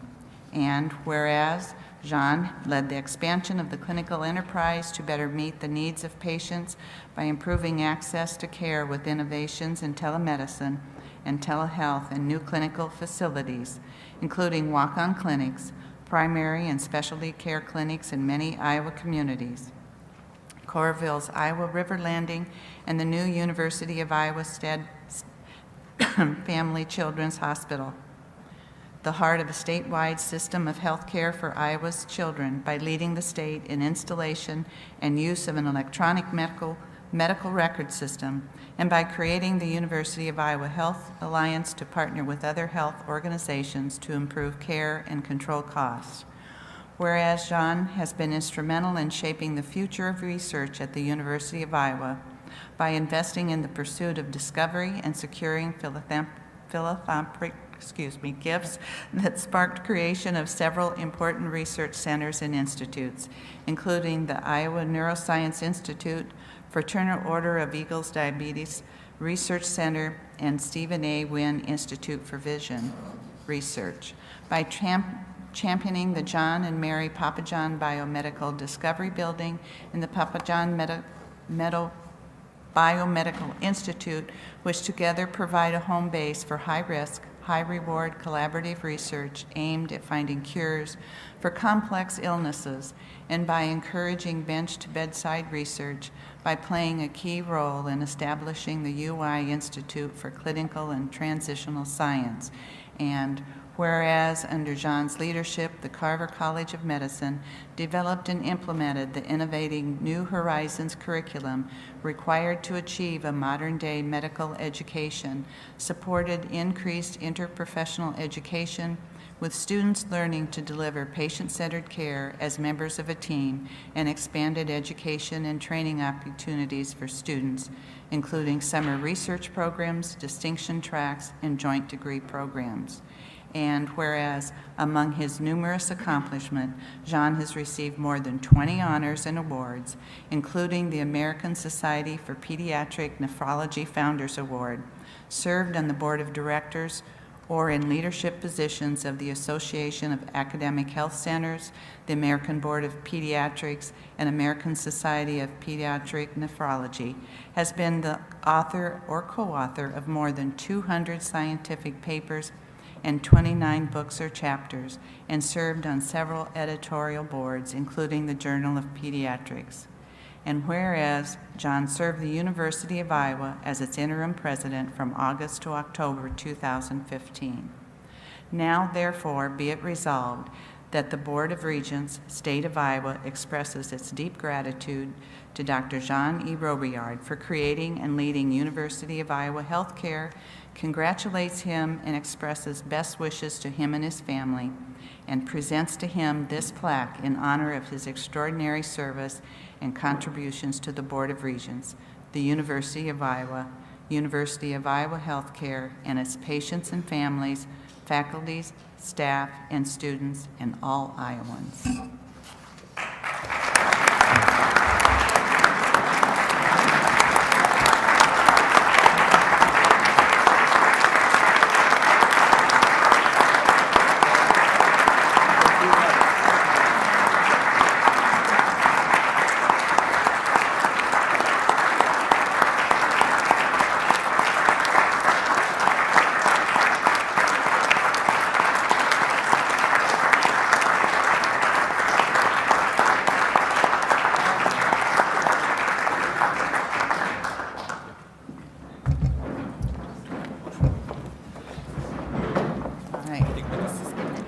Do I have a motion to approve the resolution just stated? Please. I second. All right. We have a motion, a second to approve the resolution for Jean Robillard. All those in favor, aye. Aye. Approved. Thank you. If there's no other business to come before the meeting, it's adjourned.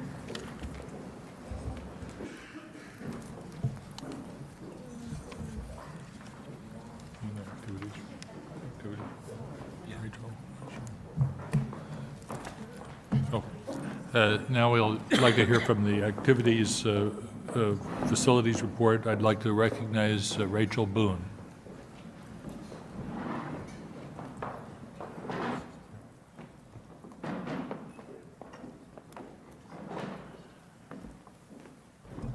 Rachel is the Chief Academic Officer of the Board of Regents.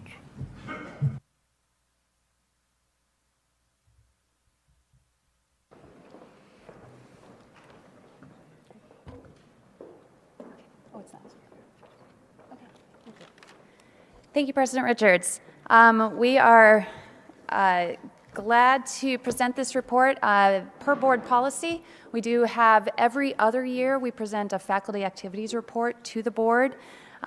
This is the third year in this cycle of sort of a new process for doing this, and well, it's the third cycle of it, so really 6 years. Of doing it in a new way, and this way has, so we are now sort of in a point where we can have some trends that over that period of time, which is useful to see. So I hope you'll appreciate being able to get this information in this way. And I want to give you a little bit of a sense of how we gather the information that's part of this report, because I think it's important. The process is really complex. We have 4,500 full-time faculty. Every single one of them is a part of this survey process. The survey goes out to them over the course of a semester. Their faculty are randomly selected on which week they get it, and they're reporting on their activities throughout that week so that we can get a sample across the entire sort of ebb and flow of a semester, so it doesn't bias towards being in midterms or being around finals week or the start of a term when things are different. So we have this process of getting to every single full-time faculty member throughout that time period. All three provosts lend their names of support to asking faculty to participate in this. And the remarkable thing is that more than 3/4 of our full-time faculty do respond. And from a survey research standpoint, this is unbelievably successful of an outcome, and it tells us the validity of the results that we see in this is quite high. We feel really good about the quality of the information that we're able to provide to you. So for any faculty in the room, thank you for your commitment to making sure that our board gets really good information about this work.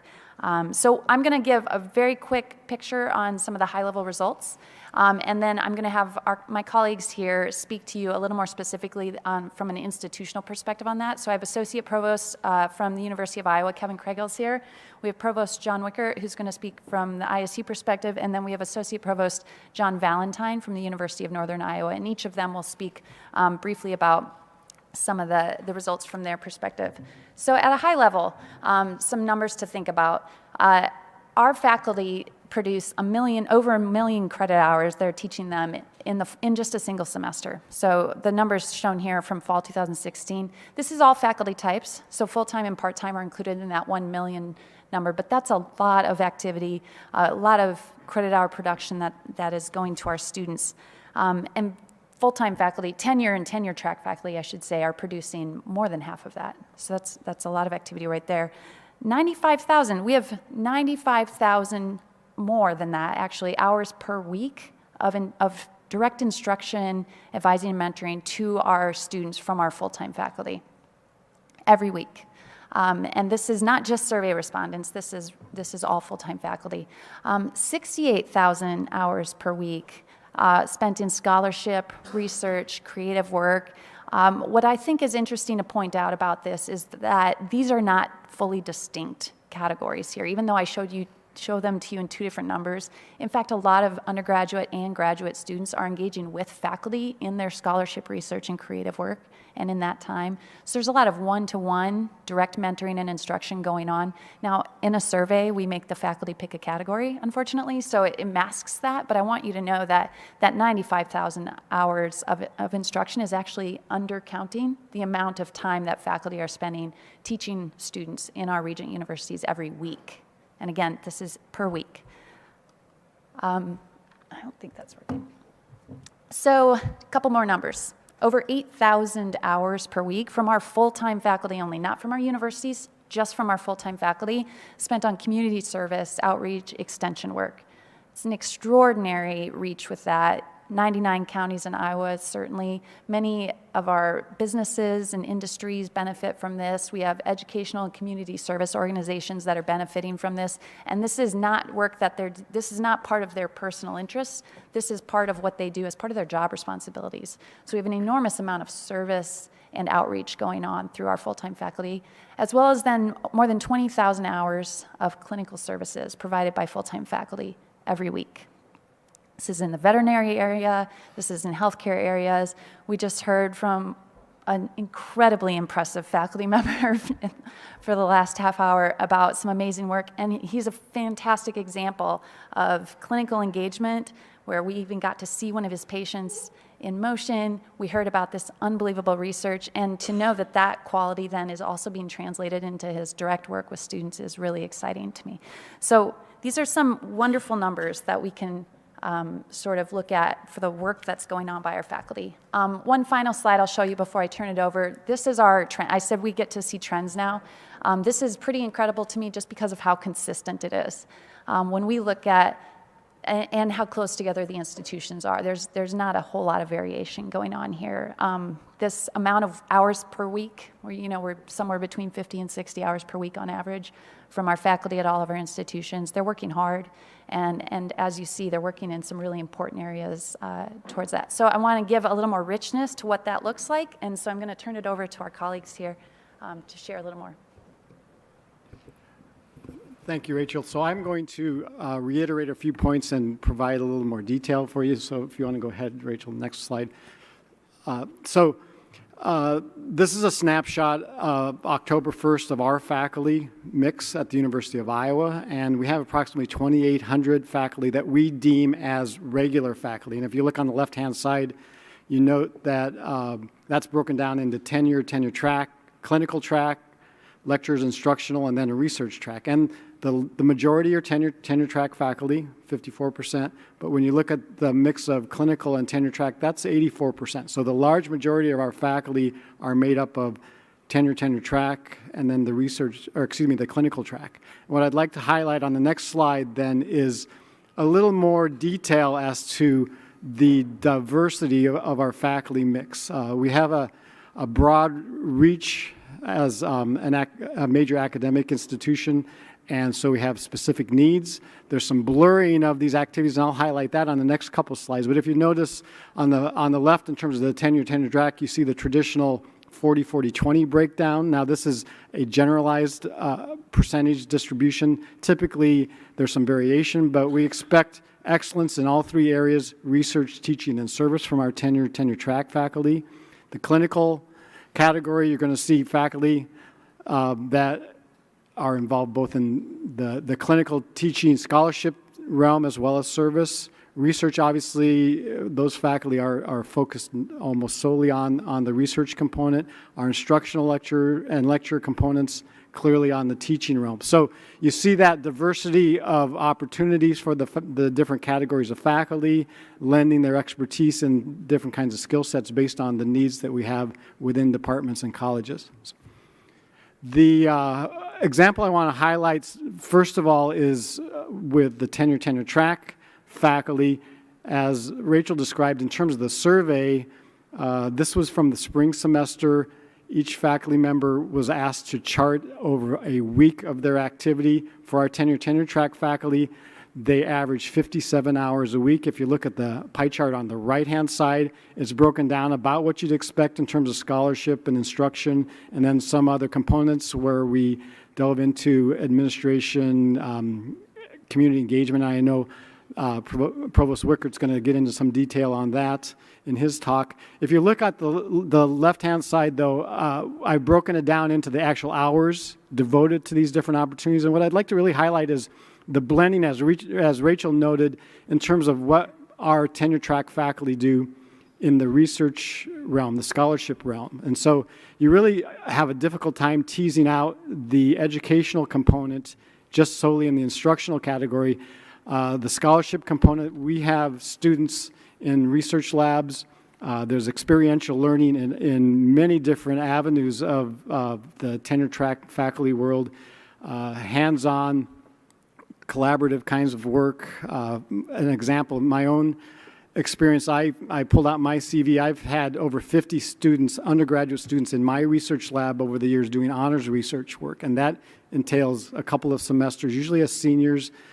They are getting hands-on experience. They're in a laboratory. They're working with PhD students and residents and fellows, and they are engaged in a really rigorous set of training that are real-life experiences that they don't get in a classroom. And so when we break down these categories of scholarship instruction, really you need to, they get too blurred when you just try to be discrete like that. And there's educational opportunities in all of our research endeavors as tenure-track faculty members. The other track I wanted to highlight is the clinical track. And if you notice the breakdown in terms of clinical work, it really is varied and, again, difficult to define in discrete kinds of categories. But if you look on the left-hand side of that pie chart, notice there's clinical work, almost 30 hours a week. Instruction they categorize as 11 hours. These faculty have a difficult time sometimes putting their efforts into different categories. But again, in the clinical setting, these folks are working almost 100% of their time with students, whether it's residents, fellows, students on rotations, in a variety of settings, especially at UIHC and the College of Medicine, pharmacy, dental school, College of Education. In all of these realms, we have clinical faculty who are working with the students to provide an experience that's really much more than just in the classroom. And so I want to just summarize by trying to point out the efforts on the research scholarship realm that really blend with the experiential learning that we're trying to provide to our students on campuses, all three Regents institutions here. And then with that, I'll pass it on to Provost Wickert.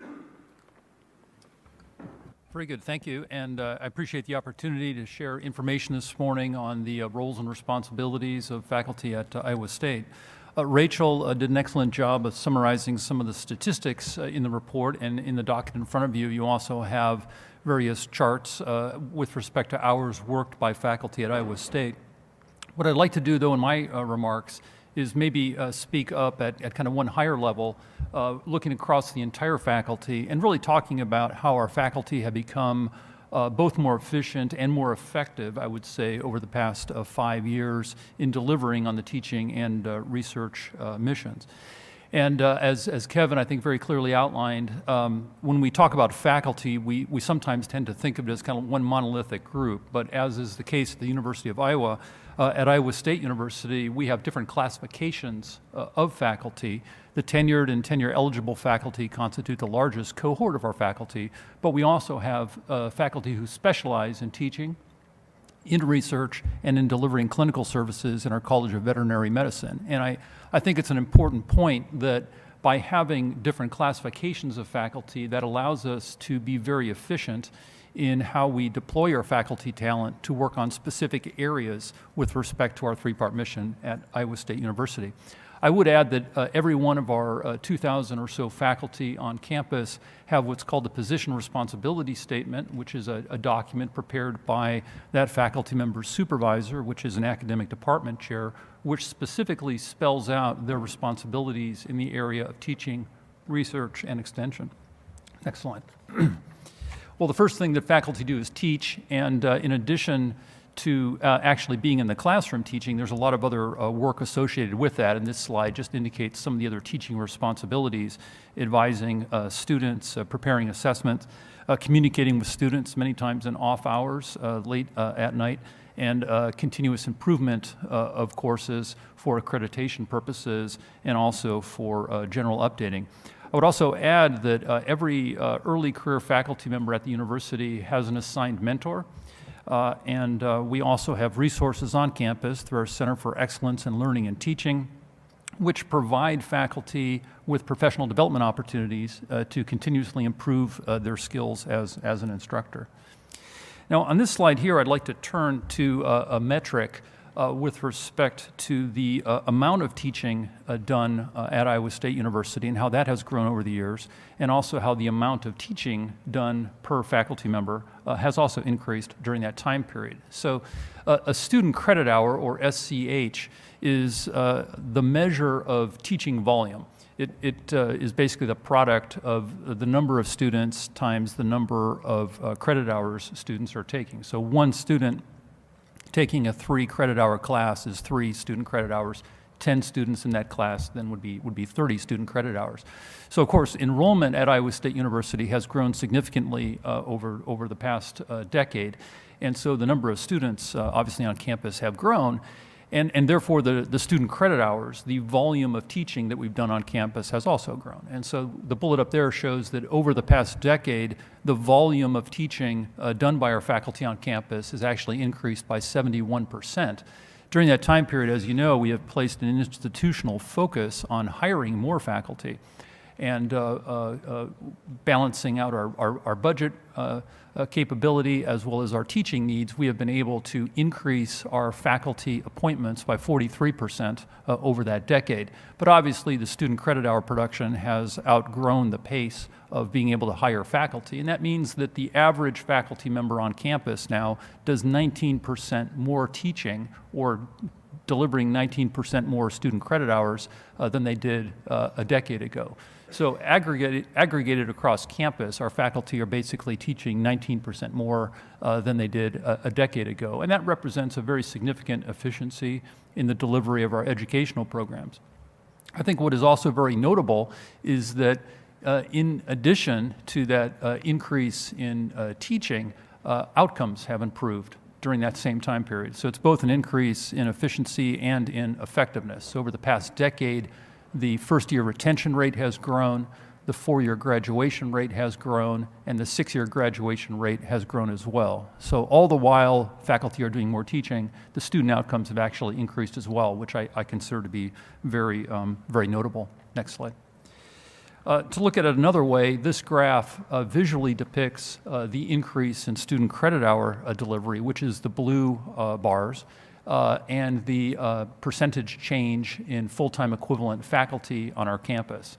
And essentially the gist of this slide is that the blue bars, the amount of teaching, has grown at a faster rate than the faculty complement. And it's really the difference between the blue bars, the teaching, and the red bars, the faculty, which represents the increased productivity of our faculty at Iowa State University.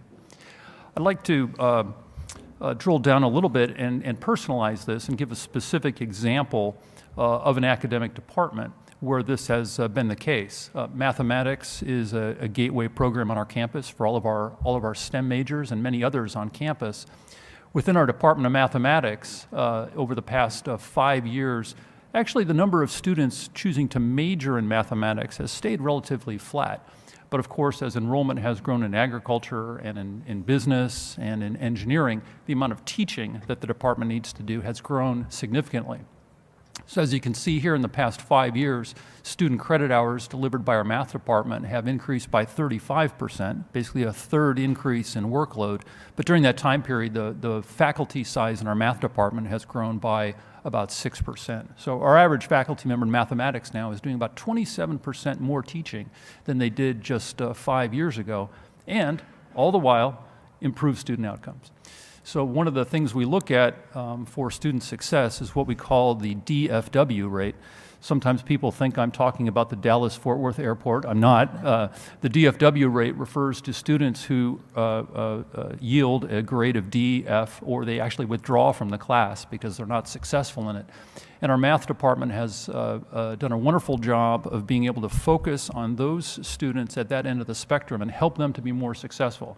And they have been able to decrease the DFW rates by 73% in our pre-calculus sequence, which means less rework, less need for those students to retake a class, and a greater opportunity for those students to be successful. Michael Young, shown in the photograph here, my colleague in the math department, is an outstanding early career faculty member. He recently earned a grant from the National Science Foundation to develop support networks and improve pedagogy for traditionally underrepresented students of color who are interested in mathematics. He's really a rising star and represents the future of our mathematics department. Well, of course, another major faculty area of responsibility is research. And there are many ways to look at faculty outcomes and workload in the area of research. One conventional way that we look at is the level of external investment that others make in the ideas of our faculty, essentially the marketplace of ideas at work. If external federal agencies or companies or foundations are willing to invest dollars in our faculty's ideas, that represents a vote of confidence that that's going to be a good idea. And so that's a typical metric that we use. And so our faculty are very active in writing proposals and applying for grants from agencies and contracts with companies. And of course, there's a lot of work associated with that, writing the grant, developing the relationship with the funding agency, administering the grant, and so forth. And then at the very bottom there, I added the bullet, they have to actually think and do the research itself. This photograph here shows a faculty member, Xiaoyi Wang, in our electrical and computer engineering department, who's actually received 7 federal research grants, 7 grants in the last 2 years, all in the area of modernizing our state and nation's electrical power grid. Next slide. So just as was the case for teaching, our faculty have also become more effective in growing and driving their research programs. Our faculty earned $244 million last year in external funding for their research. And kind of when you just divide that out by the number of faculty we have on campus, this chart here shows that about 5 years ago, our faculty on average had a funding portfolio of about $150,000 a year, and today it's up around $180,000. So it's basically a $30,000 increase per faculty member in the amount of external funding brought in. And of course, this is a very coarse average. There are some faculty that have much larger programs and some that have smaller. But the key point here is just as faculty effectiveness in teaching has increased, their effectiveness in research has not been diminished and in fact has grown during that same time period. I think it's important to know that when that external funding comes in from our faculty, it really is reinvested back. And that external funding pays for salaries for scientists, pays for salaries for faculty in the summer, it pays for lab technicians, it pays tuition and stipends for students who are involved in these research projects, or hourly salaries for undergraduate students working on those projects as well. And so much of this external funding is actually reinvested back into the local economies. So again, thank you for the opportunity to share some of this background story. Your docket has many charts and graphs and numbers in it, but I thought it might be helpful to see at the kind of the higher level how at Iowa State University our faculty are arguably more productive in research and education than before. Thank you very much. Good morning to each board member. As Rachel mentioned, my name is John Valentine, and I'm the Associate Provost for faculty. I've been teaching on this campus for 27 years, and this is my 5th month in this new role. So I'm very pleased to present the faculty activities report for the University of Northern Iowa and the successful pursuits of our faculty here on campus. Teaching at the University of Northern Iowa involves an engaged, integrative education for students that promotes academic and professional success, civic responsibility, and fulfilling life in a diverse and dynamic world. Consistent with its heritage, since its founding in 1876, the University of Northern Iowa has a strong emphasis on teacher education. Our focus on teaching teachers is especially noteworthy, with 8,750 licensed UNI graduates employed in 99% of Iowa's school districts and in all 99 state counties. It's quite a remarkable number. More than 450 new teachers graduate from UNI each year. In fact, UNI graduates more students with a bachelor's degree in education than 98% of the institutions in the U.S. Really remarkable. UNI is in the top 20 of public universities across the United States for the number of bachelor's degrees awarded in teaching. All 3 state institutions benefit from the huge impact of UNI graduates teaching pre-K through 12 students in schools throughout the entire state of Iowa. Those students matriculate to all 3 state universities. The University of Northern Iowa has also developed nationally recognized programs in the arts and sciences and business, all with a strong foundation in the liberal arts through our strong general education program. And we're very pleased that graduates of UNI in these programs owe less money than students who graduate from any other 4-year institution in the state of Iowa. Private education loan borrowing has decreased by almost 73% at UNI because of our education efforts with our students through our financial aid office. At the University of Northern Iowa, our academic programs develop critical thinking and creative abilities, advance intercultural literacy and a global perspective, foster community engagement and civic responsibility, and nurture curiosity, imagination, and lifelong learning, which I know all of our board members possess. With its emphasis on teaching and learning, the University of Northern Iowa pursues academic excellence, supports research, scholarship, and discovery, and recognizes scientific, artistic, humanistic, and other modes of expression to prepare our students for dynamic careers and successful lives. As a board member, you might ask, what makes the University of Northern Iowa unique? Our professors spend more than 30 hours per week on student instruction. They are in the classroom teaching, mentoring, advising, and completing undergraduate research. And this is in addition to research, creative activities, and service contributions that our faculty make in support of our students, the institution, and the citizens of Iowa. Additionally, 74% of all student credit hours are taught by tenured or tenure-track faculty members, and 99% of our classes are taught by fully credentialed faculty members. Each board member has a list of UNI's accomplishments in your report, which notes UNI's institutional recognition annually received nationally, especially over the last 2 years. If you will turn to agenda item 9 on the bottom of page 19, I think you will be impressed as to why UNI is considered one of the best regional comprehensive public universities in the Midwest. This is verified through the national accomplishment, awards, and honors of our institution, our students, and faculty that you will see documented in your report on page 19 and 20 and 21. As you read through the bullets, please notice the national accolades noted by the Princeton Review, U.S. News and World Report, College of Distinction, Kippingler's, Askew, Military Friendly, and the Carnegie Foundation. Additionally, you will see the strong academic strengths of UNI's college departments, programs, and under select academic strengths, many of the accomplishments of our students in the Student Success section. You will even see an accolade recognizing the National Scholarship Award won by one of your own Board of Regents members, UNI student Regent Rachel Johnson. Sorry, Rachel, I had to embarrass you in front of everyone. Under UNI's contribution to Iowa's leadership, you will see UNI's important impact and contributions to the economy, to the schools in our state, the environment, violence protection and prevention, and well-being of Iowans throughout the entire state. Finally, thank you to each of the board members for examining our report And thank you for your support of UNI and the support of all of our public universities.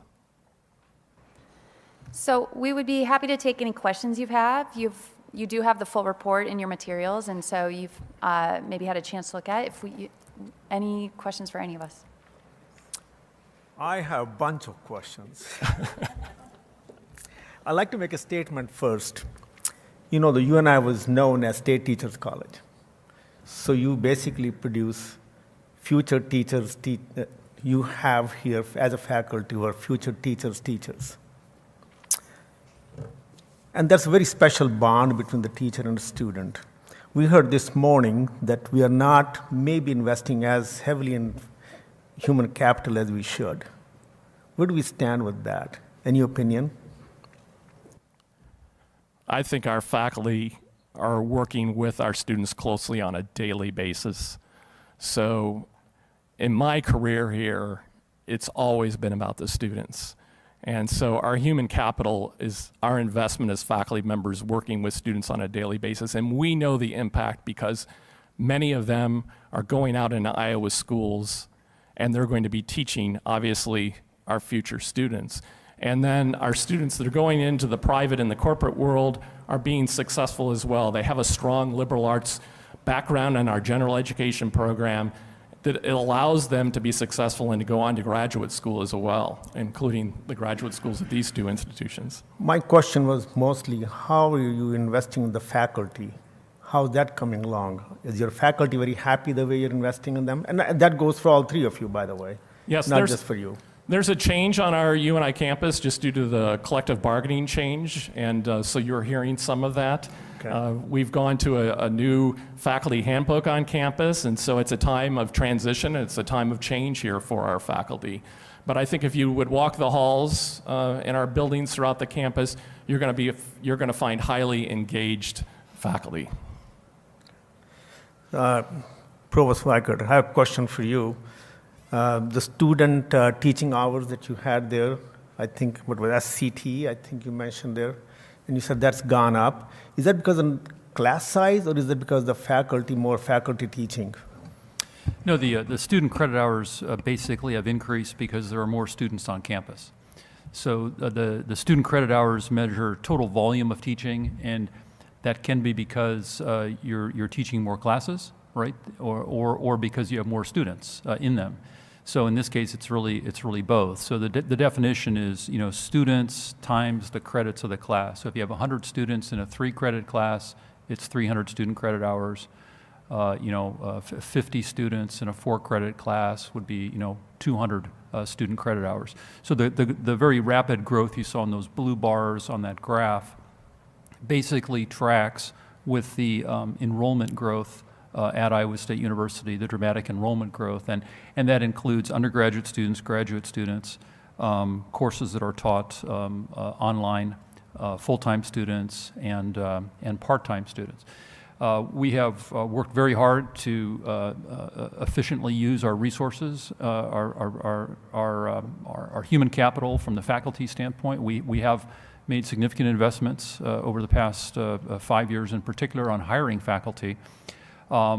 And we have hired in the multiple different classifications of faculty. So our core is in the tenure track faculty, but we have also hired at a faster rate specialized faculty, lecturers and senior lecturers who only teach. And so over the past 5 or 10 years, you will have seen a modest increase in the number of tenured and tenure-eligible faculty at Iowa State. You will have seen a more rapid rate of increase of the non-tenured specialized faculty on campus. The tenured faculty still comprise the largest classification of our faculty, but the non-tenured faculty are definitely growing at a faster rate. Simply to keep up with the extraordinary demand that we have from students for an Iowa State education.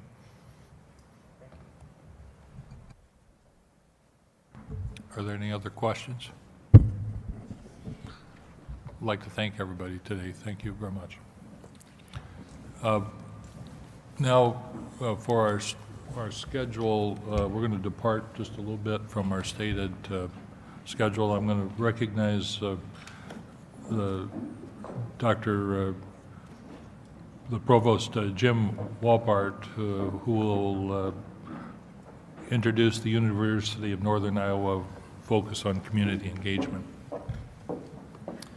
Thank you, President Richards. Employer surveys over the last decade have called for increased attention to a certain set of skills: critical thinking skills, collaboration across difference, communication skills.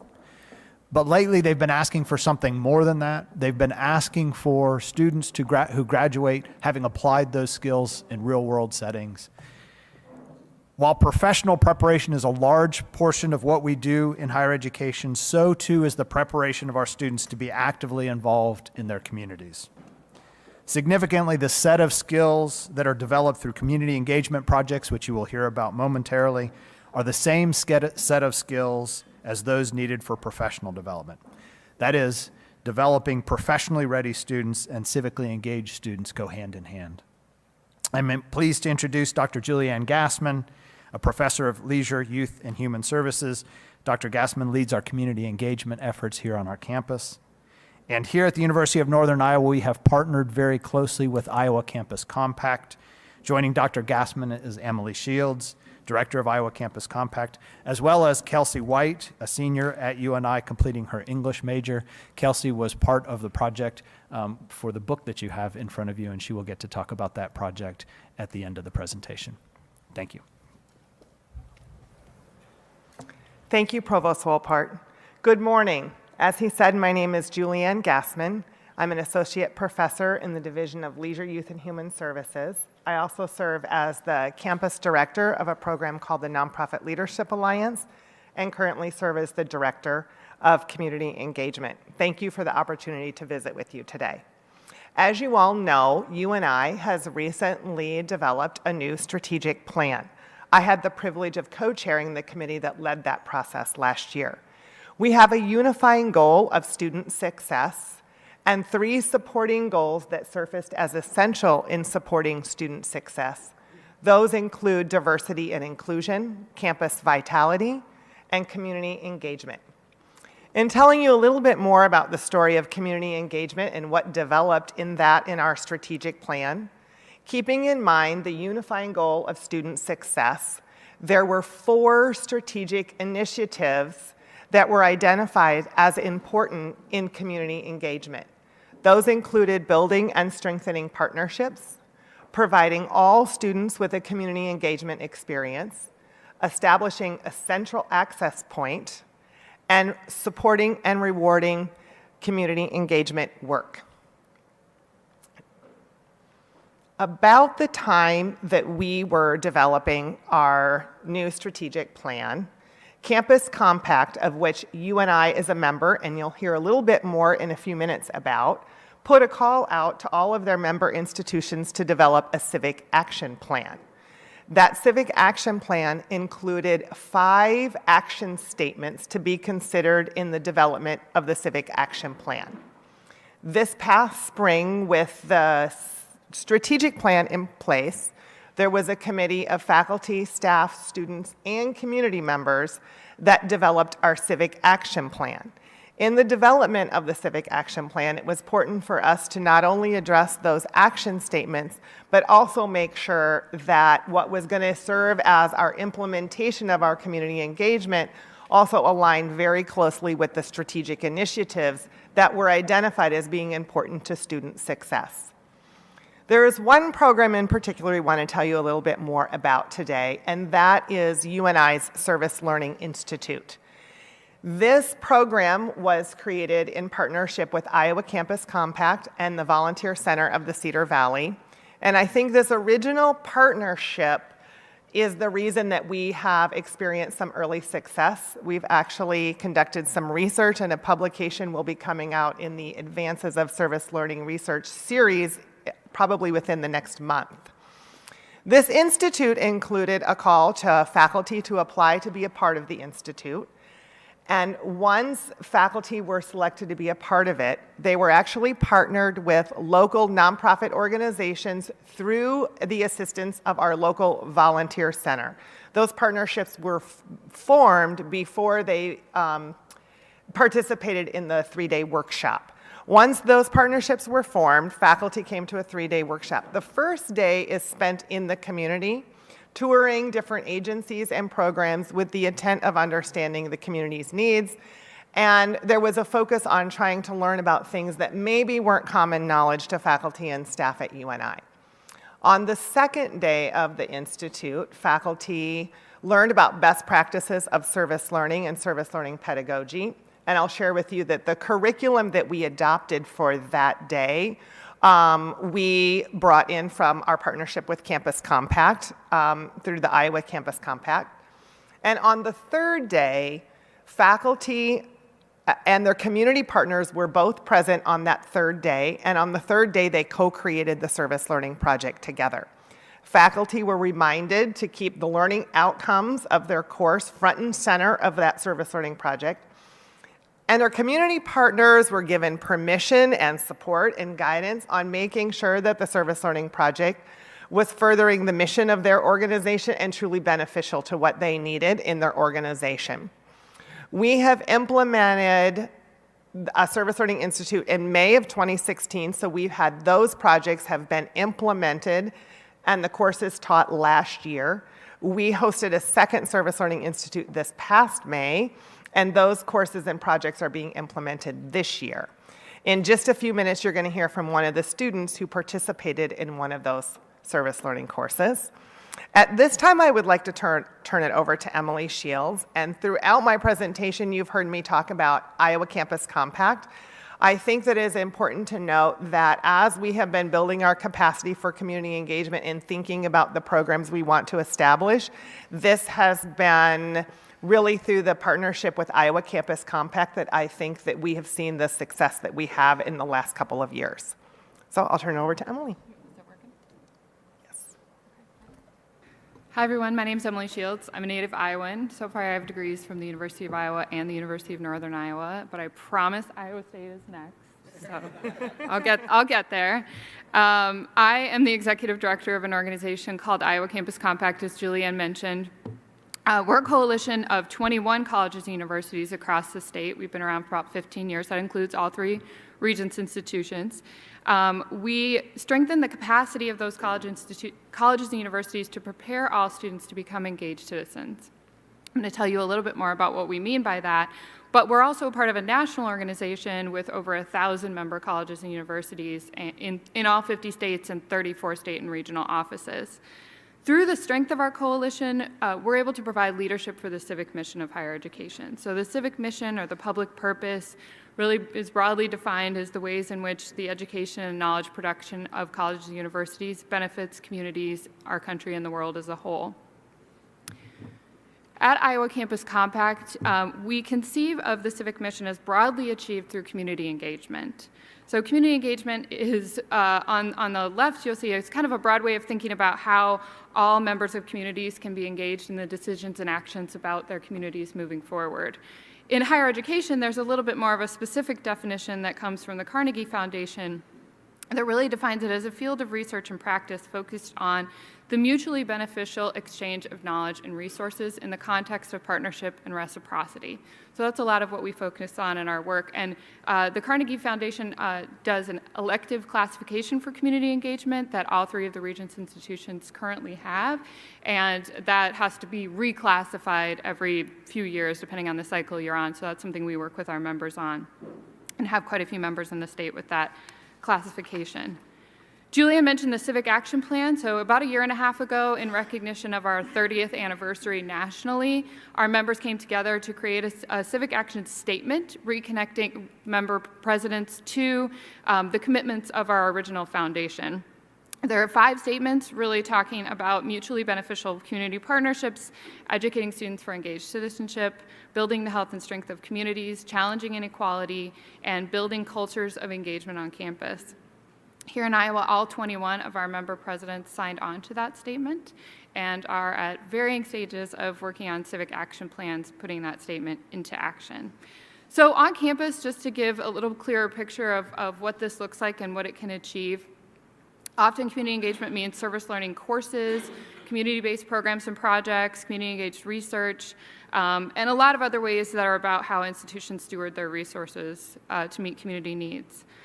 When these meet certain criteria and best practices, service learning in particular, embedded in classes, is considered a high impact practice. So this is a little hard to read, but you can see that service learning, whether you're talking about first-year students or seniors, has some of the highest impacts around increasing the level of academic challenge, being active in collaborative learning, increasing student-faculty interaction, and contributing to a supportive campus environment.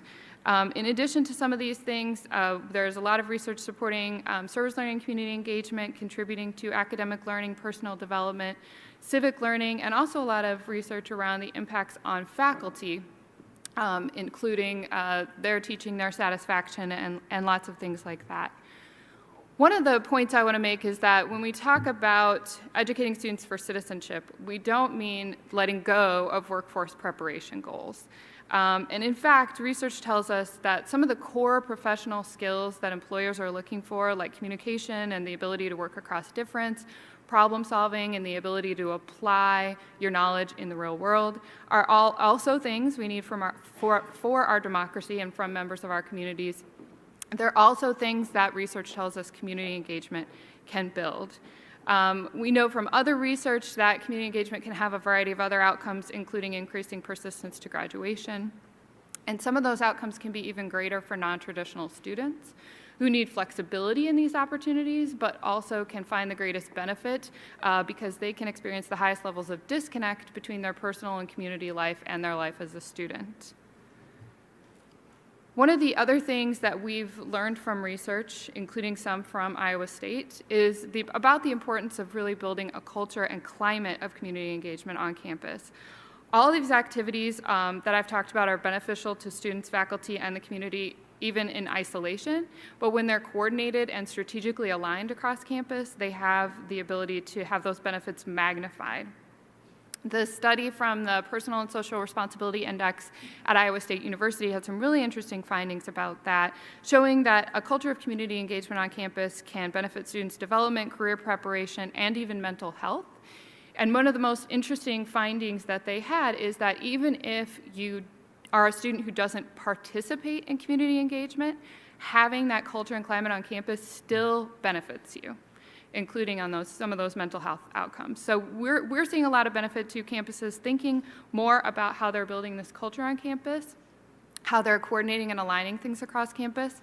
That also can result in greater collaborations, more interdisciplinary efforts, and those things have greater benefits for students and faculty and the community who are generally trying to solve interdisciplinary problems. So some of the ways that we support our member campuses are through professional development, things like the Faculty Institute that Julianne already talked about. We have a variety of student programming, including 2 new partnerships, one with Tyson Foods for summer nonprofit internships for students, and one with Principal for scholarships for students doing community engagement projects. We also do a lot of work to recognize campus efforts in media through awards and assist in, as I mentioned, that ways of making that more coordinated and strategic. I wanted to highlight a couple of Regents projects that we have worked to support in different ways. At the University of Iowa, the Iowa Initiative on Sustainable Communities is a great and nationally recognized example. It's a campus-wide initiative focused on partnering students and faculty in communities across the state to complete real-world projects related to sustainability. So that's happened across the state with very strong student impacts documented, including enhanced learning, improved ability to work in teams, and the development of career-related skills. At Iowa State University, I want to highlight a somewhat similar program in the College of Design called the PLACE program, which stands for Partnering, Learning, and Community Engagement. This is with the College of Design and also partners with Extension and Outreach, and has included 179 projects involving over 2,000 students, bringing design to communities across the state, which one example was in Storm Lake, students working with Main Street businesses who had a different cultural background, and they were trying to learn how to design their storefronts to be more appealing to the residents of Storm Lake, and that saw a lot of great outcomes. I mentioned these 2 projects in particular because they also work really well together. The staff from each of these programs coordinate. They've presented at conferences together. And they often discuss the communities that are coming to them looking for help and determining who would be the best fit to help them and making sure everybody's getting covered. So it's a great example of the collaboration we can see in this effort, which again is very beneficial to communities across the state. So you've already heard a little bit about the institute that we did at UNI.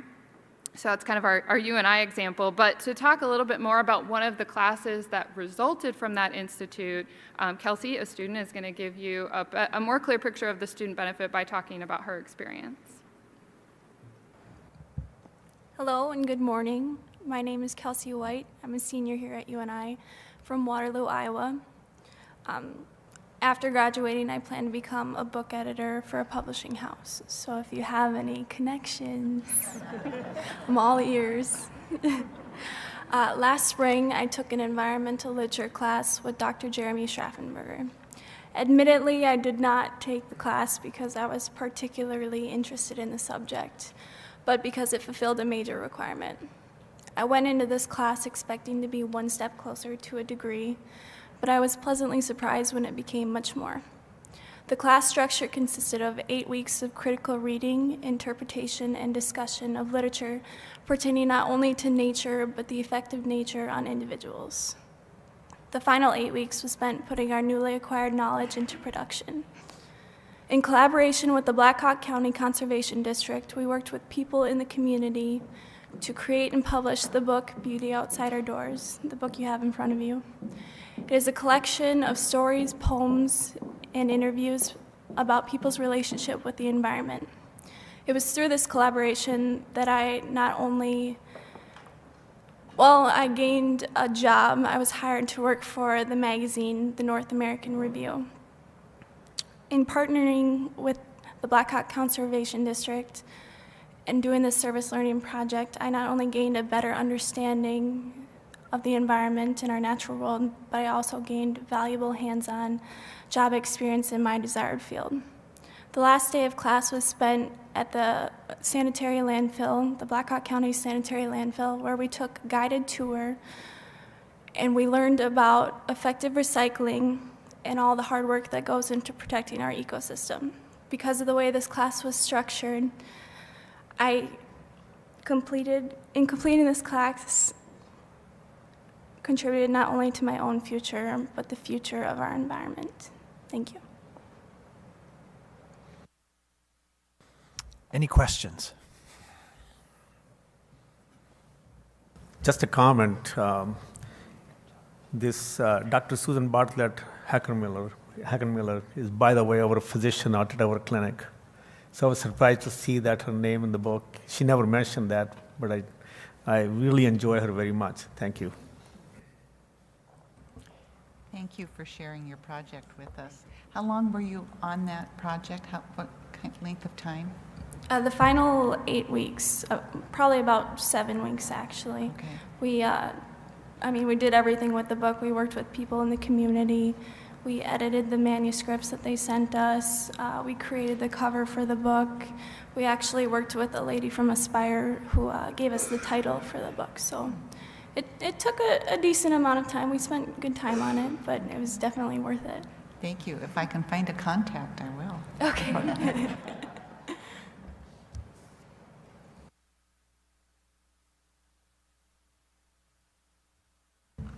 Thank you very much. Enjoyed it. We are going to take a lunch break. It is 12 o'clock, and we will resume at 1 p.m. At this time, I'd like to recognize Iowa State University Interim President Ben Allen, who will make a presentation to the board recommending a proposal at ISU.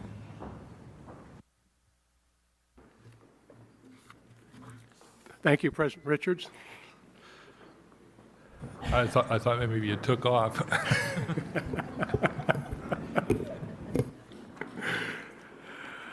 It is my privilege as an interim president of Iowa State to present to your consideration, a request for the first named college at Iowa State University. And I should note before I go further that I have the privilege of being here to make that request, but there's so many people that could be here with me because of the work of Dean David Spalding of the college, members of the ISU Foundation, and previous deans of the College of Business working together to make this happen. But maybe most importantly, we should thank the people who taught at Iowa State in 1950s because of the experience, and the staff and faculty were there because the donor loved and loves Iowa State because of his experiences. So I thank all of them, but most importantly, I thank, of course, Jerry and Debbie Ivy.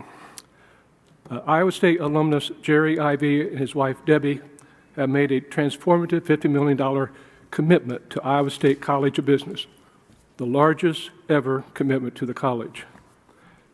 This gift will put into a permanent endowed fund, which will be exponentially expand the college's commitment and ability to provide leading-edge programs and modern learning environments, compete for world-class faculty, and increase student scholarships and other high-impact educational opportunities. The College of Business is one of Iowa State's fastest-growing colleges. Enrollment has increased more than 40% in 5 years. The college also has recognized worldwide as one of the most innovative. Jerry Ivy is a very proud Iowa State graduate with a degree in industrial administration. And if you wonder what that degree means, that was a precursor to the College of Business. He is currently president and CEO of Autochlor System. He and Debbie have successfully grown Autochlor into a national brand with more than 75,000 customers across the country. Jerry personifies the entrepreneurial spirit, the same spirit we seek to foster in our College of Business students. We are delighted to recognize the Ivy's tremendous generosity to raise the level of excellence in the College of Business by requesting it be named the Debbie and Jerry Ivy College of Business.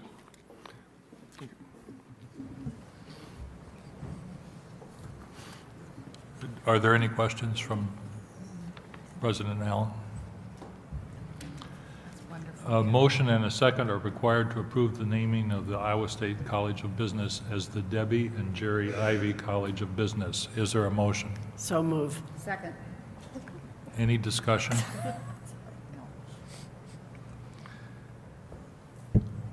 We'll follow with a roll call vote. Regent Bates? Yes. Regent Butker? Yes. Regent County? Yes. Regent Dakovich? Yes. I'll note that Regent Dunkel is absent. Regent Johnson? Yes. Regent McKibben? Yes. I'll also note that Regent Sahai is absent. Regent Richards votes yes. The motion is approved. Thank you very much. Thank you.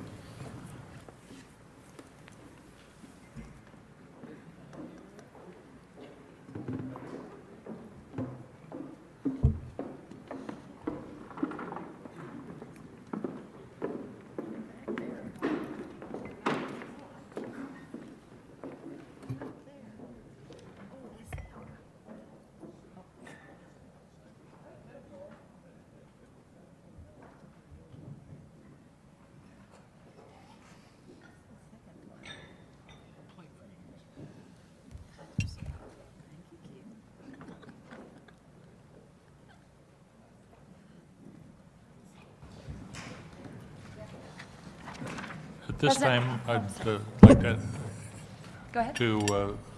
turn the meeting over to our Chief Academic Officer, Rachel Boone. Great, thank you, President Richards. And I want to just briefly open the conversation about the strategic plan updates from each of our institutions. And we are going to be hearing from the folks that are joining me here with some highlights. You've received some of the summary information and data points, metrics in your board material, so you've been able to look that over. I would just quickly highlight across all of the institutions, both the universities and our special schools, the acute focus on student success and outcomes and measurement of those outcomes, and how much attention is strategically being placed in that area. It's very important to all of them, and a lot of that coming in at a course level, and we've heard other examples of that throughout the morning, which I think is wonderful.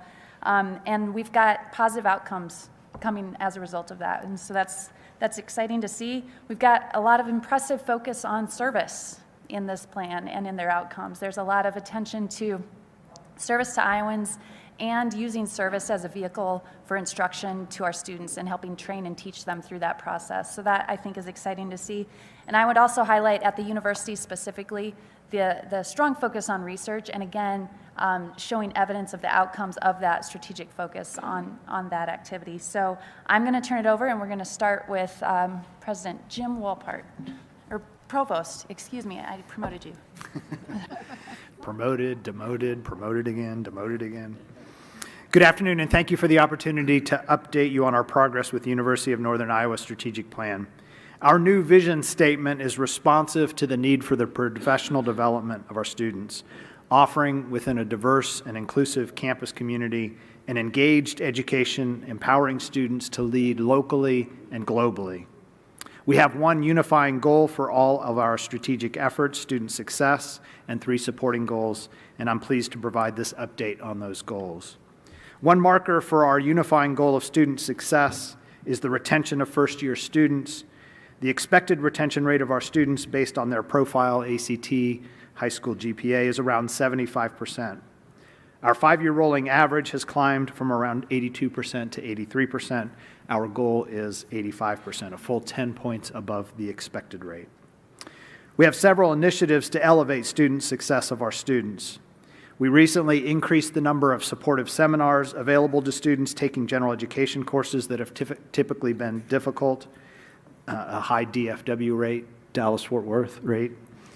These seminars are part of an academic assistance program that provides regularly scheduled out-of-class sessions facilitated by peers who had been successful in the courses in their previous semesters.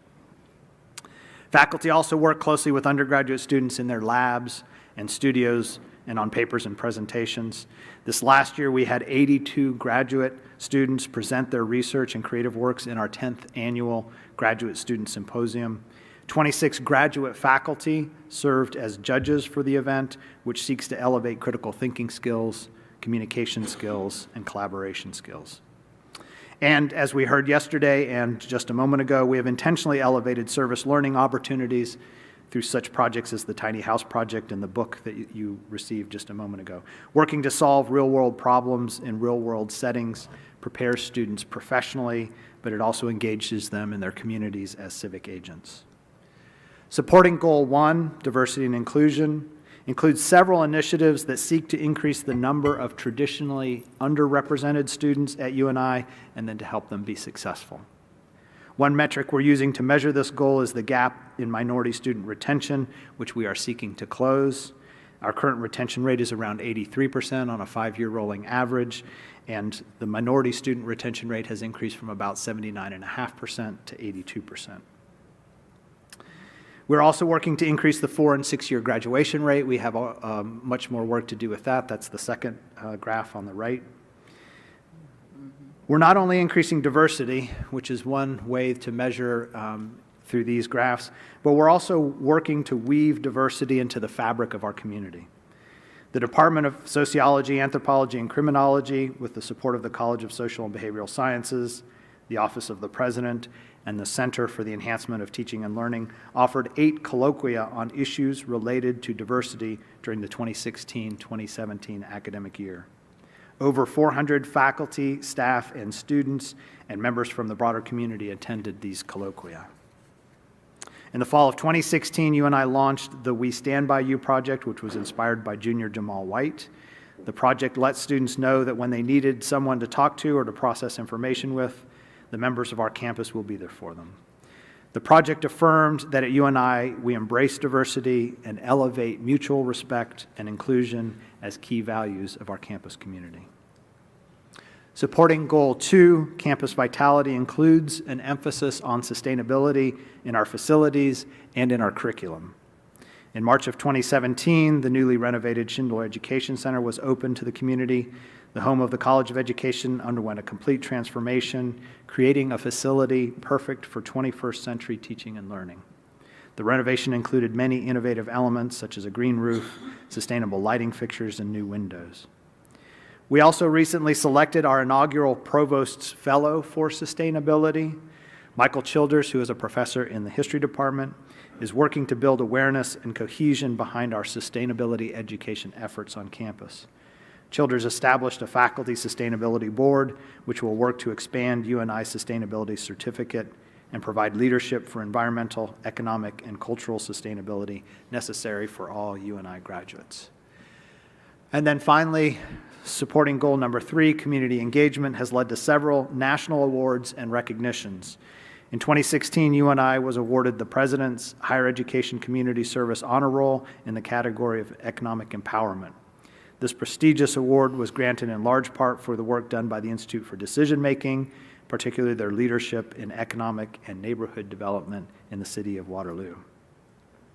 UNI was also recently named one of the 10 best engineering summer camps for middle school students by Insider Monkey. I love the name. We offered 4 robotic summer camps last summer to provide middle and high school students with a progression of skills to build and program robots. All of these camps combined personal responsibility with collaboration skills to develop future STEM leaders for the state of Iowa. One of our camps was specifically targeted at young women. And finally, for the second consecutive year, UNI had around 15,000 enrollments in distance education courses, with students enrolled in all of Iowa's 99 counties. These efforts provide education to rural Iowa. Some of our enrollments are targeted towards master's level programs, while others are for certificates or degree advancement. And I will gladly take questions, but we probably should wait until everybody has presented. Very good. Thank you and good afternoon. I appreciate the opportunity to brief you on the progress that we're making at Iowa State University on moving our strategic plan forward. And while I have the opportunity to speak to you today and present the outcome of this work, it really does represent a team effort back on our campus of university leaders and faculty and staff.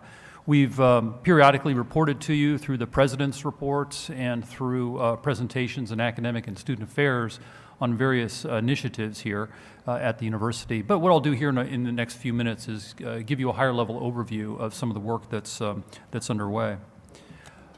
Let me give you a little bit of background. We have a new strategic plan rolled out just this year, which was developed in parallel and in collaboration with the Iowa State University Foundation, and also in concert with the board in developing its new strategic plan. So we're just about a year into the new strategic plan, and this past summer we went through and did an analysis of progress that we've made during the first year.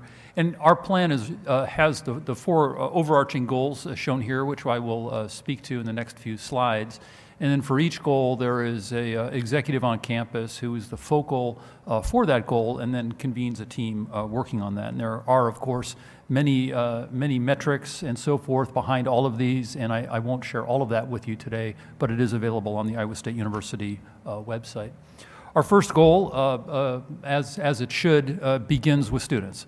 And it involves education programs, it involves access, and it involves what we call the ISU experience, which encompasses what happens inside the classroom and what happens outside the classroom. So this goal, just like the plan, is very much centered on students. 2 of the key metrics that we track shown here are the first-year retention rate and the 6-year graduation rate.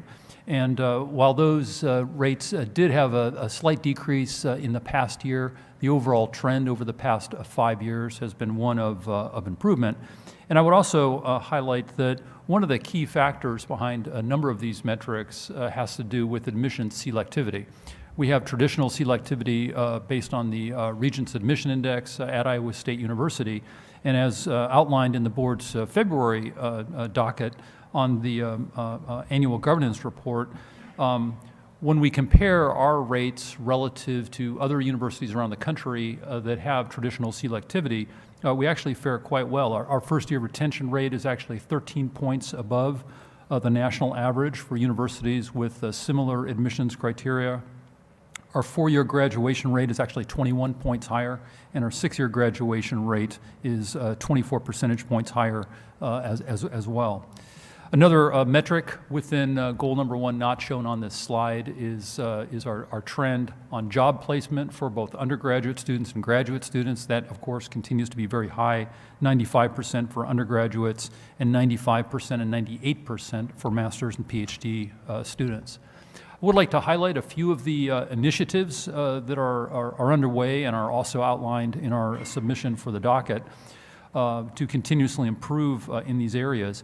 New student onboarding is a very exciting collaboration on campus between student affairs and academic affairs.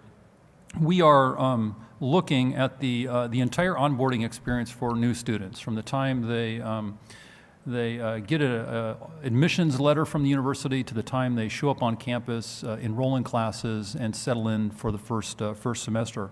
We're actually working with the Boeing company, and they have essentially loaned us some of their expertise in lean business process redesign.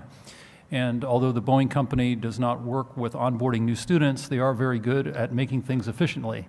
And they have therefore loaned us some of their lean team members that have been working with a group on our campus of about 30 faculty and staff to basically map out the process, all of the communications, all of the training, all of the workshops, all of the entire experience of a new student coming to the Iowa State University campus. And we're looking for ways to continuously improve that. And we think when that project is completed, we think that we will have designed a very efficient onboarding process for new students, all directed at their success.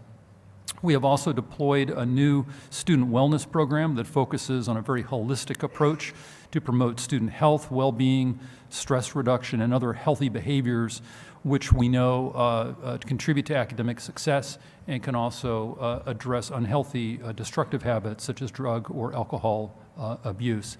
And our plan also has a significant focus on high-impact learning activities, sort of a hallmark of that experience, study abroad, working on research projects with faculty members, industrial internships, working on student leadership groups like the Solar Car team you heard about yesterday. And of course, affordability, debt reduction, and financial literacy remain important parts of our plan as well, and we appreciate the board's leadership over the past 2 years in developing the Cash Course Financial Literacy Training Initiative. Goal number 2 of the strategic plan focuses on the university's research portfolio, and last year our faculty secured $244 million in external research funding. The graph on the right side of the slide there breaks that down, the red bar being total funding, competitive federal R&D, and then non-federal funding. And as you can see, the federal funding is the majority of the research portfolio. Our strategic plan has focused on several key areas such as food security, cybersecurity, big data, and areas such as that. And so we're using those themes to focus our efforts in pursuing major research activities. In the area of data-driven science, for instance, highlighted on the slide there, our faculty recently received $6 million in external funding, faculty collaborating across 3 colleges to work on spotting crop diseases far earlier than has ever been done before, using a combination of data from ground vehicles, unmanned aerial vehicles, and even satellites, and synthesizing those various data together to be able to identify disease much more rapidly. Goal 3 of the strategic plan focuses on service to the state of Iowa and Iowans. And that really involves the work that we do off campus with extension offices in all 99 counties. We like to think of Iowa State University as a 99 county campus. Yesterday in your economic development report, you heard statistics about the impact of our Center for Industrial Research and Service and our small business development centers and the nearly $1 billion in economic impact that those organizations are able to make. In addition to that, from 4-H to helping families to improving crop and livestock production, our extension and outreach faculty and staff conduct work that touches virtually every aspect of Iowa life. And 1 in 3 Iowans this year will directly benefit from services offered through our extension and outreach unit at Iowa State University. And finally, goal 4 of the plan involves campus climate, enhancing and cultivating the climate on campus such that it is a welcoming and safe environment. And just as you heard yesterday in the Campus Safety and Security Committee, that work has actually become part of our strategic plan. And it includes efforts by our Office of Diversity and Inclusion to promote our principles of community. We are working on developing a visitor's code of conduct to articulate how our principles of community work into everyday operations, and that everybody on campus has a role to play in making the campus safe and welcome. This month, we are conducting a campus-wide climate survey, which will give us a comprehensive baseline measurement of how we're doing.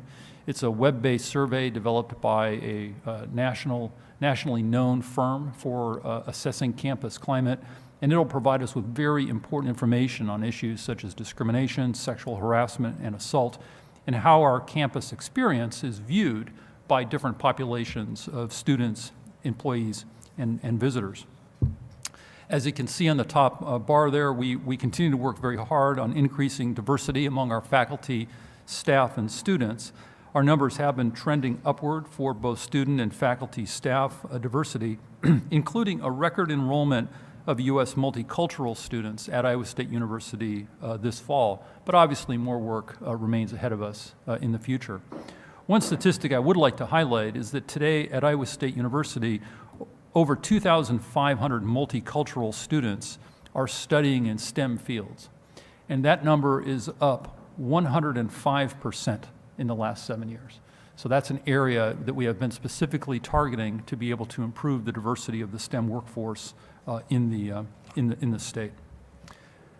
And finally, I'd just like to say that as you heard at the board's September meeting, Iowa State continues to work very hard on improving the efficiency of our operations. Although efficiency is not highlighted as one of the 4 goals per se of the plan, it really underpins everything that we do.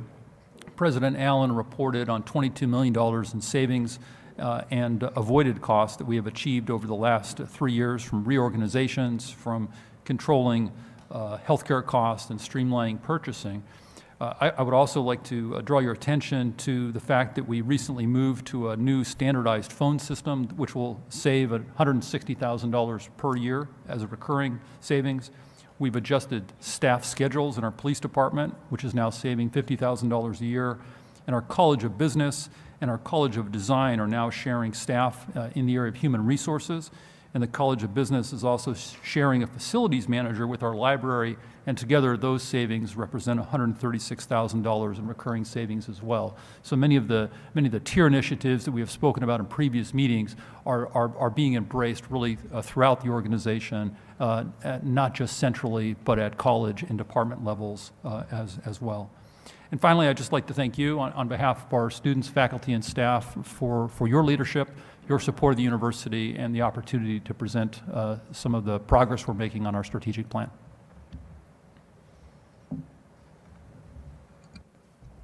Well, good afternoon, and thank you again for this opportunity to share with you a few highlights of our progress towards the goals in our strategic plan, which run from 2016 to 2021.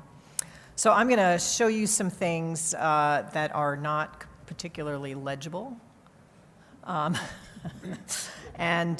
This is really meant just to be a visual reminder of the full report that you have in front of you, in which we've highlighted a few key indicators that will help us measure our progress towards the 3 pillars of our strategic plan, which, as you know, are student success, research and discovery, and engagement. We have a 4th area in our report called cultural values, and I'll say a little bit about that in a few minutes. So for each area, the report includes a very brief assessment of where we stand and where we believe we need to focus our efforts in order to move farther, faster.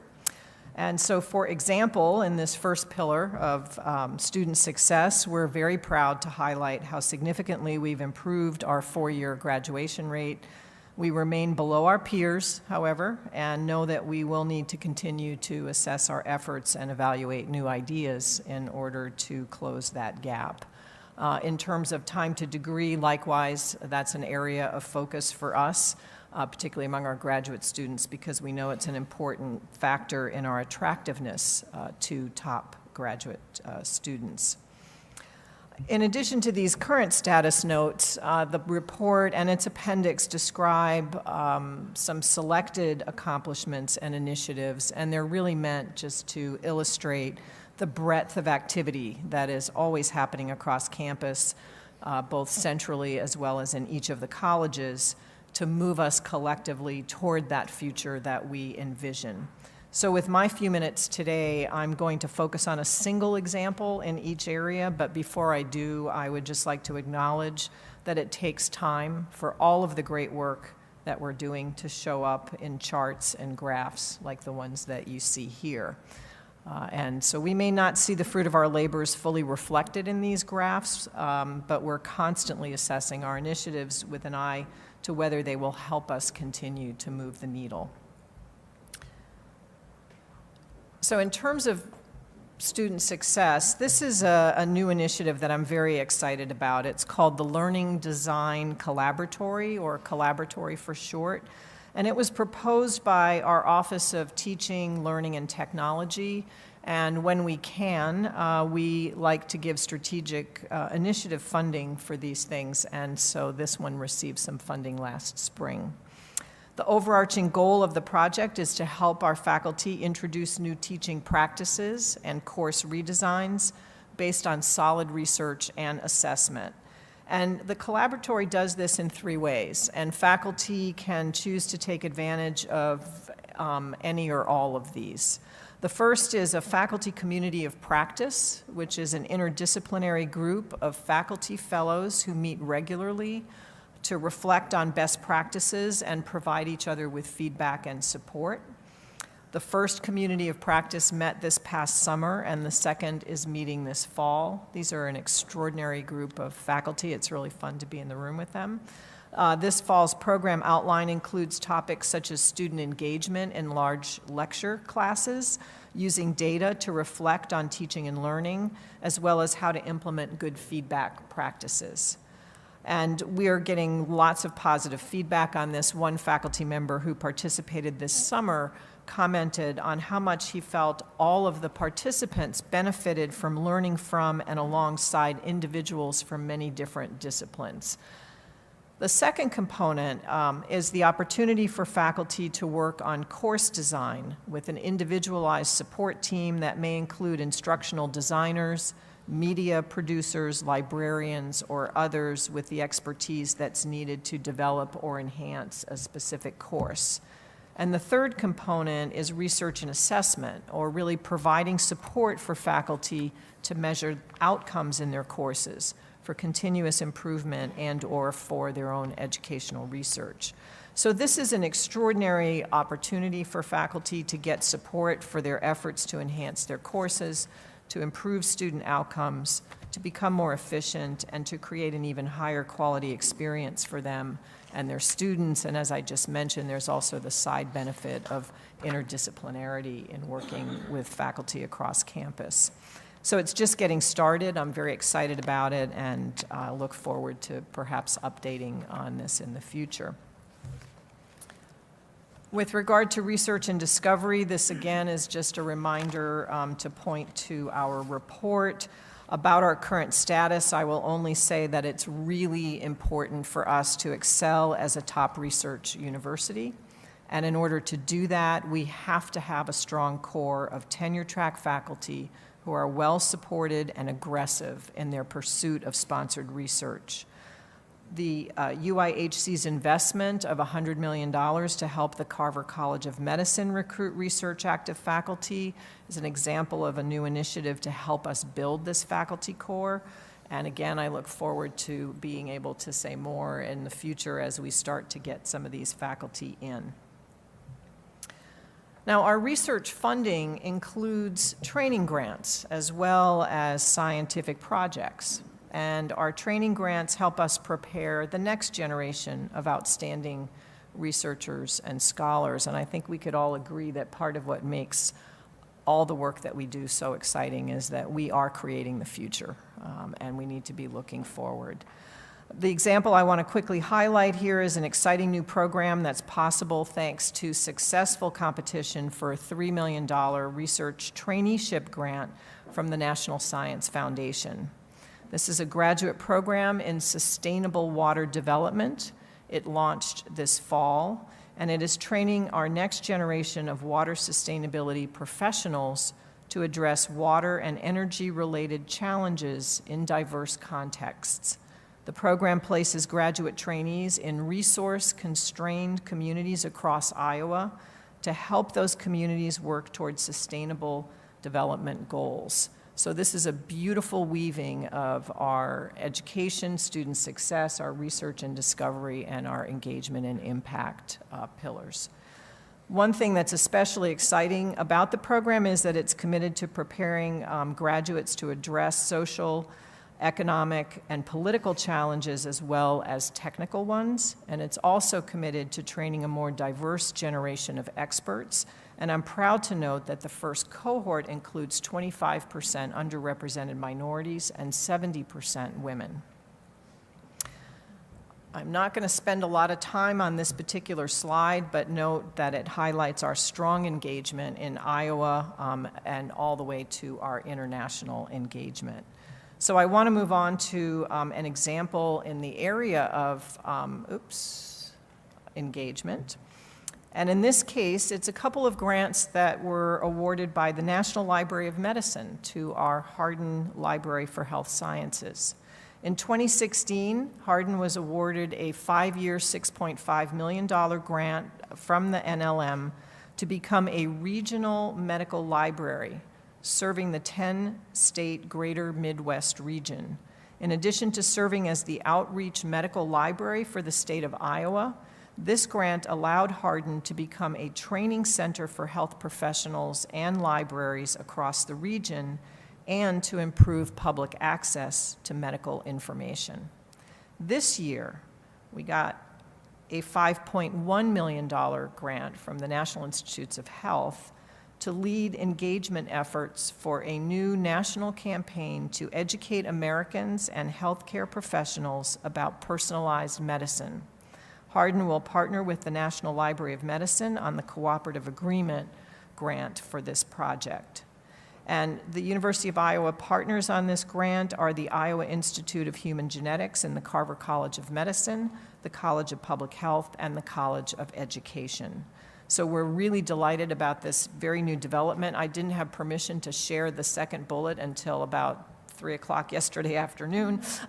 So it's very new, and I look forward to being able to share additional details when a formal press release is issued in the coming weeks.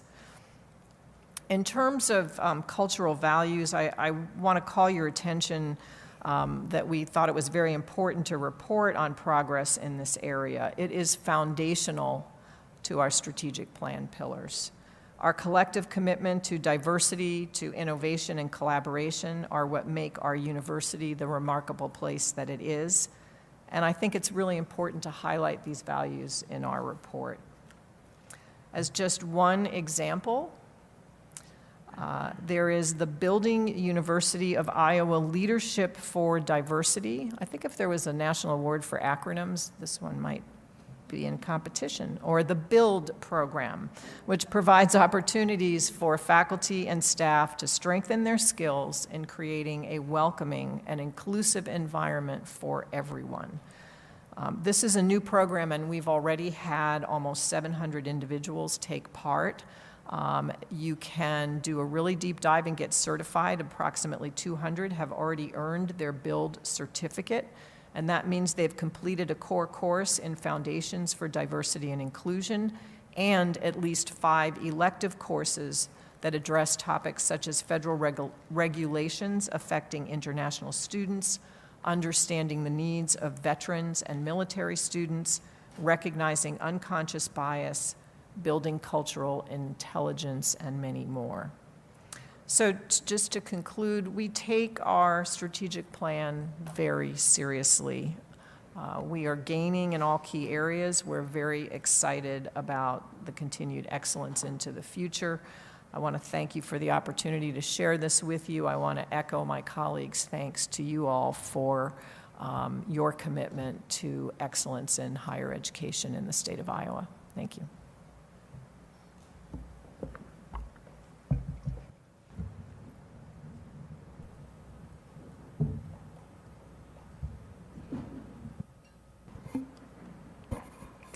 Good afternoon.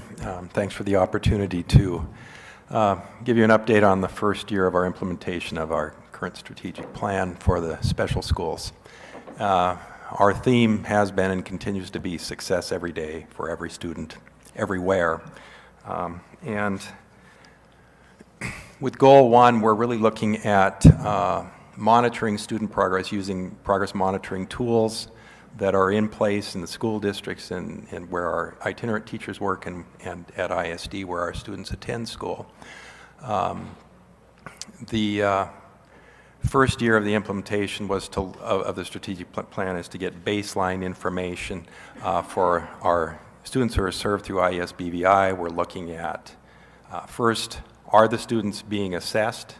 And then what are the outcomes of that assessment? And we're focused on grades K through 3 for the early literacy implementation law that's been in place in Iowa for a couple of years now. And then at ISD, we're using measures of academic progress, which is a progress monitoring tool. Both of these assessments for blind and deaf students are used or administered 3 times a year. The point is for teachers to be able to get information that they can analyze and implement on a regular basis to change the direction of their instruction to be more responsive to what's happening with the kids in the classroom during a school year. I'll look here, I'll have you look at our students who are blind, visually impaired served by ISBVI. And the first set of numbers here is the participation rate of students. And that's important because our teachers are out there as consultants. They're not doing direct instruction in reading. They are giving instruction on how to use accessibility tools and teaching students Braille. But unless we're assessing the students with their early literacy reading skills, then if we're not, we don't have data to work from. And so you can see that we had 75% of the students this last school year actually were assessed, or the information was put into IMS, the state data system. And then for students who have additional disabilities, the assessment that's used is the early literacy alternate assessment. It's a state-developed assessment. Those students usually have an additional disability, and 83% of those students had data in the IMS system. So the teachers could go back and sit down with those district faculty and talk about what they were using in terms of intervention strategies with those students and how they thought they were doing. Then I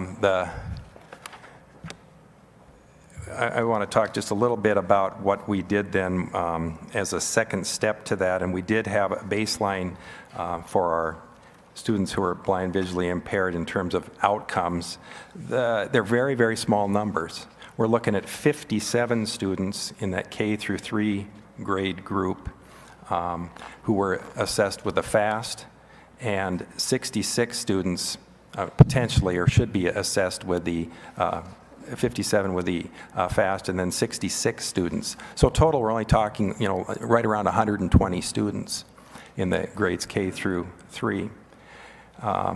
When you look at the performance on our baseline, we had information on 33 students with the FAST. There were 14 additional students, but they were administered the test in Braille. And Braille has not been validated. So they're considered as non-proficient. Whether they are or they aren't, they're considered non-proficient. And then all the students that were assessed with the alternate assessment are non-proficient. So when you just look at the kids and where you could get a number on proficiency, it's about 30% measured proficient. There could be more than that, but we're not able to use all the data on all the students. This slide shows measurements for our students at ISD. And there again, I said we're using the MAP assessment. And this is not to be confused with the state assessment, the Iowa assessment, that is a summative evaluation given annually. This is formative, and again, 3 times a year, so that we can look at how our students are doing throughout the course of the year. And we're just measuring progress. We want to be assured that the kids are showing growth. And this last year, in the area of reading, all students that were assessed, and we can assess from grades kindergarten through 12, 69% showed growth in reading and 67% showed growth in math. We've got other numbers that break that down. We've been giving the MAP assessment at ISD for, well, previously and going back to 2012, but when you just aggregate and average out the previous 3 years in the area of reading, 54% of the kids were showing growth, and then last year 69% showed growth. When you do the same thing with math, for a 3-year average, 47% were showing growth up through 2015, and then last year that increased to 67%. And we also have breakdowns by grade or program area, elementary, middle school, and high school. Our elementary students, the early grades, there's only 7 students, but they all showed growth in reading and math last year. Our action steps related to that are, for the teachers at ISDs, the same as they are for the Iowa Braille and Sight Saving School staff or the IES-BVI staff. It's to learn how to interpret data, then go in and work with members of a team in a professional learning community to apply that data, and then to develop growth plans or figure out what implementation strategies or intervention strategies should be used that would best address the needs of the students. On goal 2, this is about, I'll say, marketing. Yesterday the word recruitment came up, but we're really trying to get people across the state of Iowa to recognize who we are, what we're about, and to get them engaged in advocating for the needs of our students, all of our students, regardless of where they go to school. And so the goal is to increase our recognition as a state resource, the go-to resource, and the first strategy or action step was to hire a media company, a public relations firm, and we were able to do that through an RFP in July, and so Juicebox Interactive is the name of the company in Des Moines, and we've started the second phase, which is to go out and get some baseline on what a few of our constituents know about us or think about us, and then we'll broaden out that survey to more constituents, and then that will help us figure out, what is the messaging that should go out from our schools, and what is the best media and the best brand to touch them, to reach them with our message, and to get them to join our fan club, so to speak,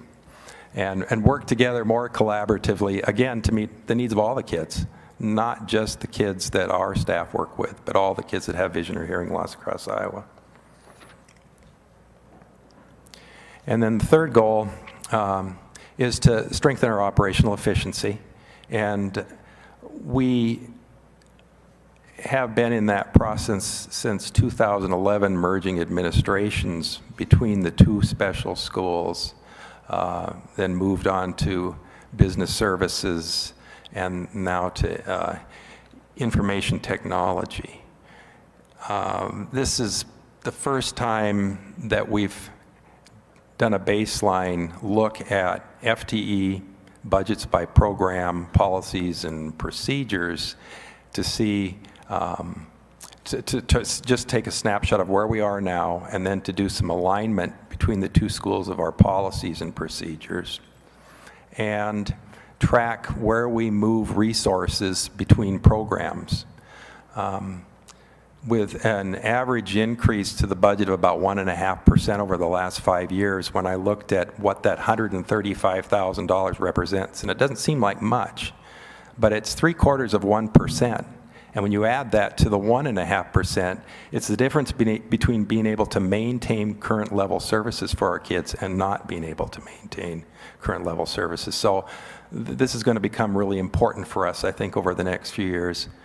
Maybe long into the future, as to how we look at consolidating and sharing the resources that we have and getting smarter with how we're spending money. And a couple of examples of that are where we worked with Iowa State on a contract to purchase technology software for cloud storage and to purchase cloud storage and recovery systems, and that's saving us over $64,000 from what we were spending on previously, to move from ownership of our fleet vehicles, and we have well over 100 vehicles that are out on the road every day, and we're working with ISU to lease those vehicles, and that's saving about $25,000.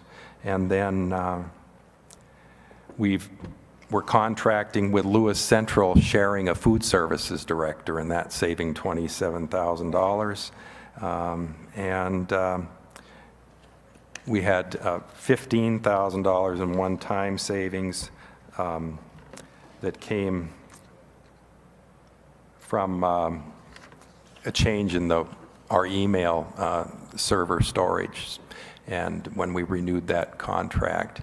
So, you know, we are really mindful now of how we can use those this kind of a strategy and this goal to keep our head above water, so to speak, and to do a better job for the kids in the end with what we have. So I'll be happy to answer any questions. You were not there when we started TIER, and the fact that you have worked in collaboration with the other universities and what you just said about savings that were very necessary over there is just something that I just want to recognize you and thank you for doing. Thanks. Thank you. Thank you. Thank you all very much for great presentations. Good to hear the updates. Superintendent Gettle, I wanted to ask you, are there schools like ISD in all other states or some other states, and how do we compare with educational progress compared to them?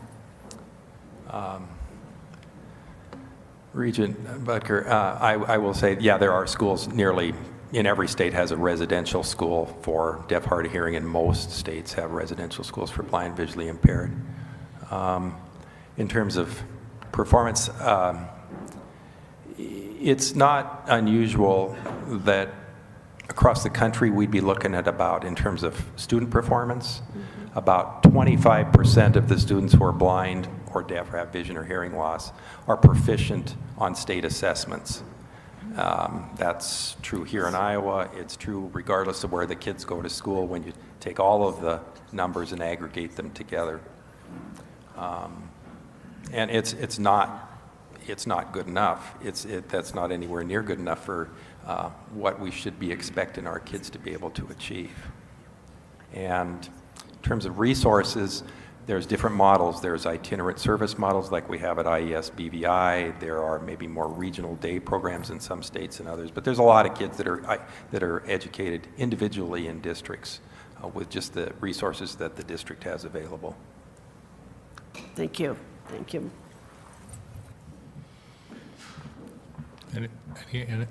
Any further questions? Thank you for going over your strategic plans. Thank you.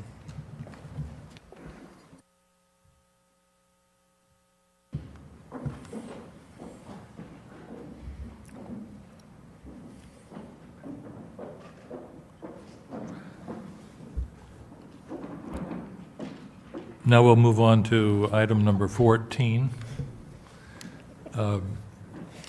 The announcement of the Executive Director for the Board of Regents. If you recall, after Dr. Donnelly resigned, we then made a determination that we did want to replace the executive director. We went through a process of an internal discussion about should we hire a search firm, should we do a search. And what we concluded was that it wasn't necessary to hire a search firm, but that we did want to do a search. We put ads in typical journals and made awareness in the public of where we thought that people would be able to see the position and respond. We had 42 applicants, and we had a committee of board members who looked at all the applicants, and eventually 5 applicants were interviewed. One of whom was Mark Brown, and there was a determination, I think it was unanimous, that Mark was a far superior, partly because of his institutional knowledge with 20 years of experience working for the Regents institutions and for the Board of Regents. And this sort of made him uniquely qualified for the position. And therefore, he was the only candidate that ultimately was reviewed by the entire board.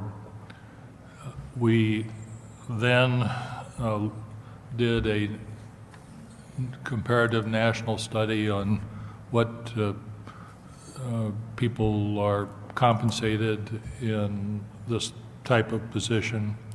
And one of our goals, as for all of your institutions, is to try to save money. So with some other changes that we made administratively and not filling the chief operating position, we have a proposal that would bring approximately $300,000 of savings to the operation of the Board of Regents office. And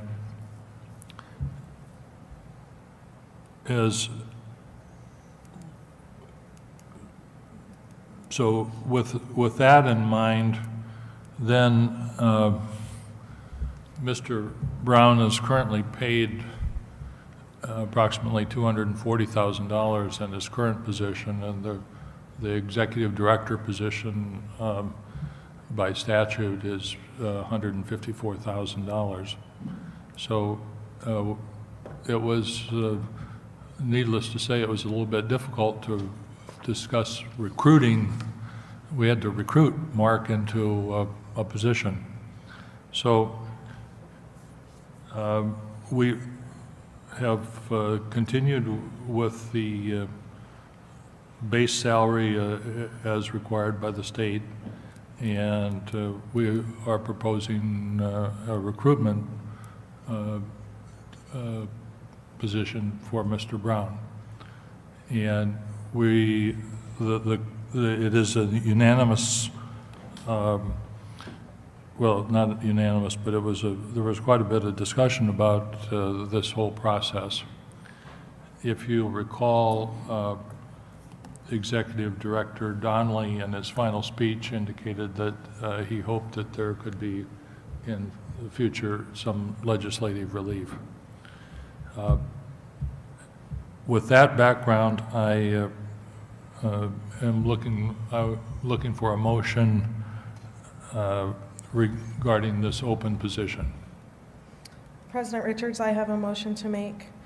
I move to appoint Mark Braun as Executive Director for the Board of Regents, effective November 1st, and approve the following employment terms. Provide an annual salary of $154,300. Provide a 3-year term of appointment. provide a recruitment incentive of $185,000 to be paid as follows: 25% within the first 30 days of appointment, 25% on the 6th month anniversary, 25% on the 12-month anniversary, and 25% on the 18-month anniversary. Second. Is there a second? Yes. Is there any discussion?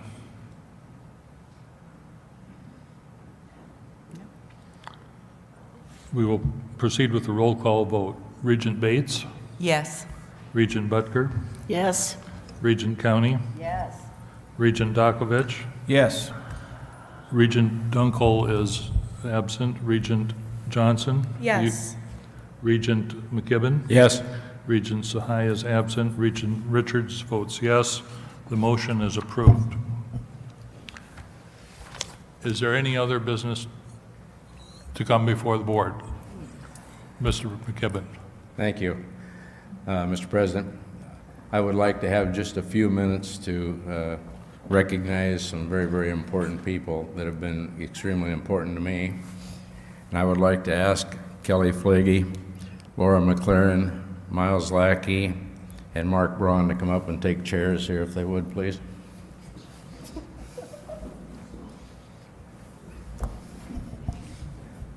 I'm sorry, Mr. President, I hadn't gotten back to you after lunch. But I'm trying to surprise my colleagues. Okay.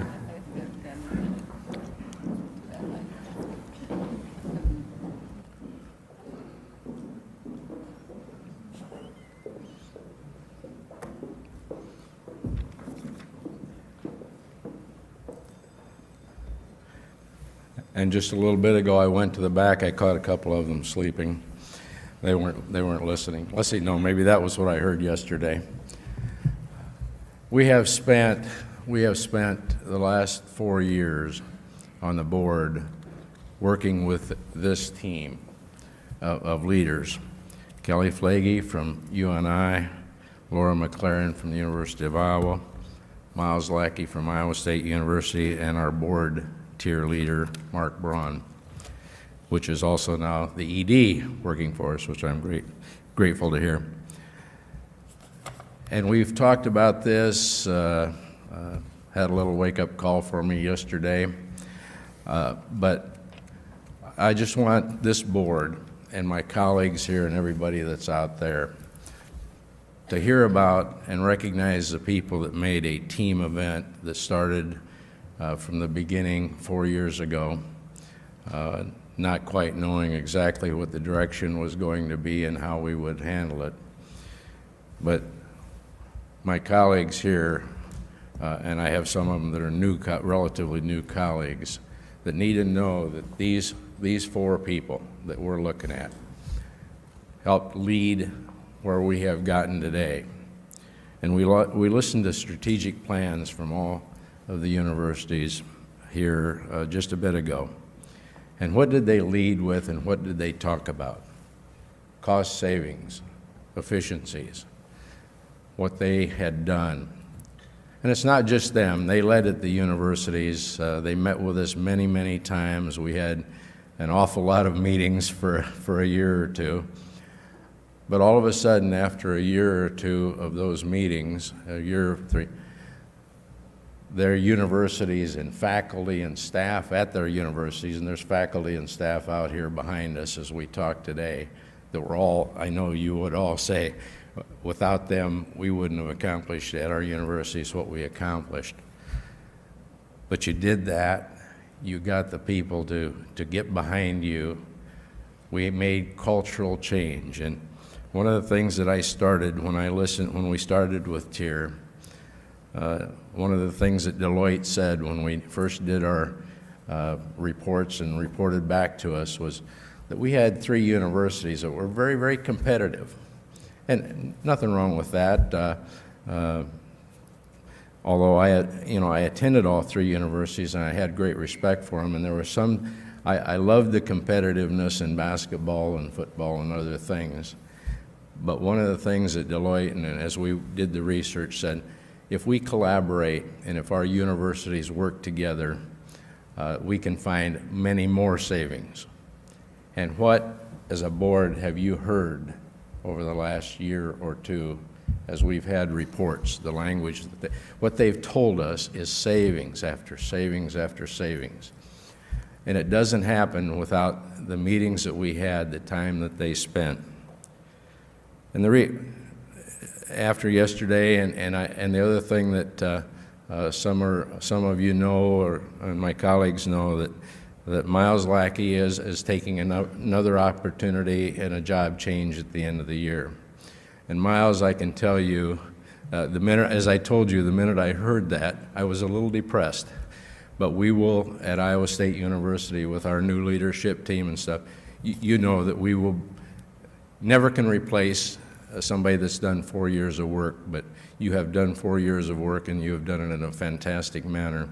And I wanted everybody to recognize what you've done before you leave, and I thought this was a good opportunity, and the last opportunity that I had to thank you, because, you know, sometimes people say, well the regent got credit for something. No, the regent was just a coordinator, and pretty soon you got out of the way, because when you got out of the way, these 4 people really did a fantastic job and ran the show. So I believe we've made cultural change.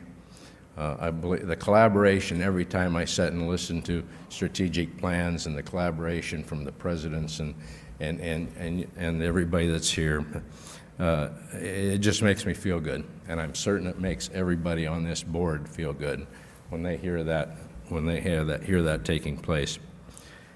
And the last thing I want to say, you know, we have a financial model now that the Board of Regents has talked about as we move forward. What's the model? Government financial support, efficiency, and tuition, as we've talked about the three terms that we are going to be talking about as we move forward through the end of this year and into the legislative session, and as Mark leads us now moving forward. And we wouldn't have the second thing I talked about without the leadership of these 4 people. So with that, I guess I would simply like this board and the people here, they spent a lot of time, and all of the faculty and people are out here from the 3 universities. I want this board, ourselves, just to stand up and give them a thank.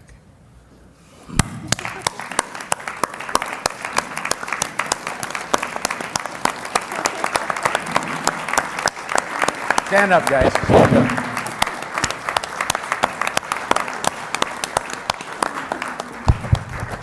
And Miles, we wish you the best. Thank you for all you did. Thank you. Is there any other business to come before the board? This meeting of the Board of Regents is done.